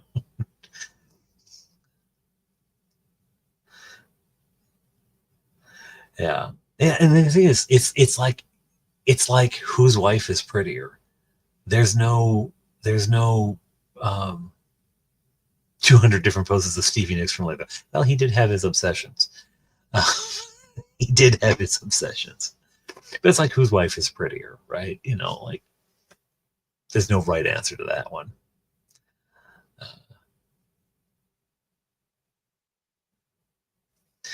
Well, that's the thing, Dungeon Matron. You get to know your players, right?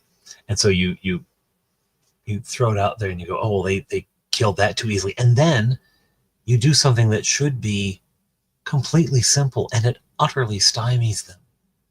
Utterly stymies them.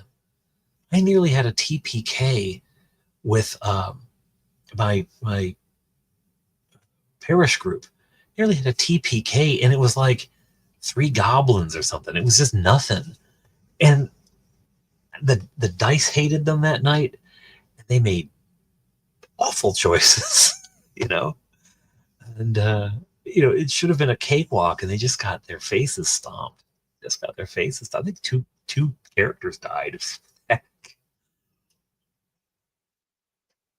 So it can go both ways. And then a group that has been utterly incompetent pulls it out of the fire one night, and they just do brilliantly. Larry did the original Red Dragon cover for Beckme. Yes. It's basic. It's the B in Beckme for basic in Beckme. So it was basic. But it was the first of the 5. He did all the covers. And not the actually original Red Dragon cover. No, the original Red Dragon cover is back for, well, I guess the first of the basic books. You don't know what color dragon it is because it's just in that sort of 2-tone thing. But I know the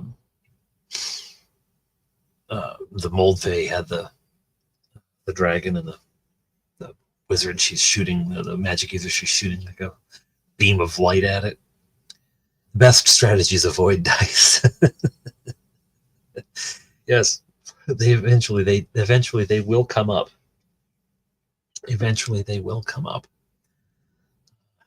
My game shop group they've gotten into like politics and intrigue, and they're trying to figure out the political situation in this city, and they're just getting all deep into it, and I'm just having to lay track because I've got no idea where they're going to go next, right? And I haven't, like, I came up with an idea for the city, but it was pretty skeletal, and they're poking into every corner. One guy wants to know every shop in a whole neighborhood. He wants to know all the shops. I'm like, the tile maker, there's a sock knitter, I don't know. But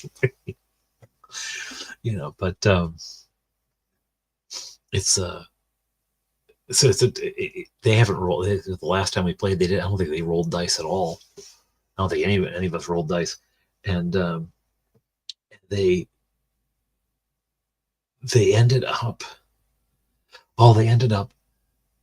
overthinking something so hard it felt like an episode of Seinfeld. It felt like, what's with these goblins? Like, we can't just walk in on them, George.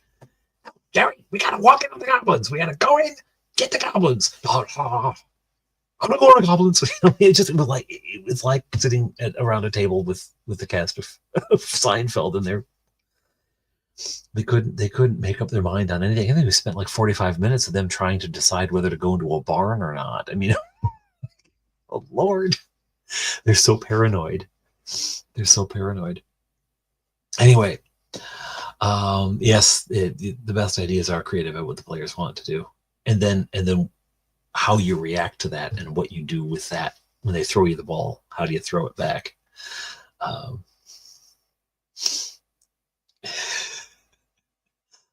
Yeah, and they guess though Bill, they were having fun. They were having fun. I wasn't really, but they were having fun over analyzing the situation and trying to come up with just the right. It was just crazy.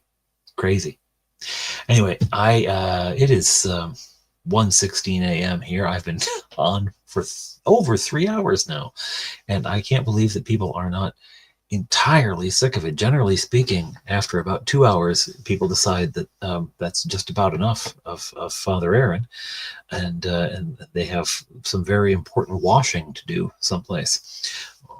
But anyway, thank you all. I've got 20 people online. I always feel like 20 people, I should keep going, but I'm exhausted. And I have to go do baptism preparation. I'll have 21. Thanks a lot. This is your day, Zach. Well, there you go. I've got a baptism preparation to do tomorrow. A family that's from our village, from the Glen to start with, but they've since moved to the UK. So they're back here for Christmas. We're doing a baptism while they're back in town with family. So gotta go do that tomorrow. So thank you all for joining me again on New Year's Day. Time to be announced, but look for it. New Year's Day, I'll be doing a stream in which I'll be writing an adventure and announcing the date for ClaraCon 2025. And here is tonight's creepy crawly. And I will post pictures at some point as well, so you can see with a bit more detail than the camera's going to allow. All right. Have a very good night, everyone, and I'll see you. I guess I'll see you in the new year. Happy New Year, everyone. Bye.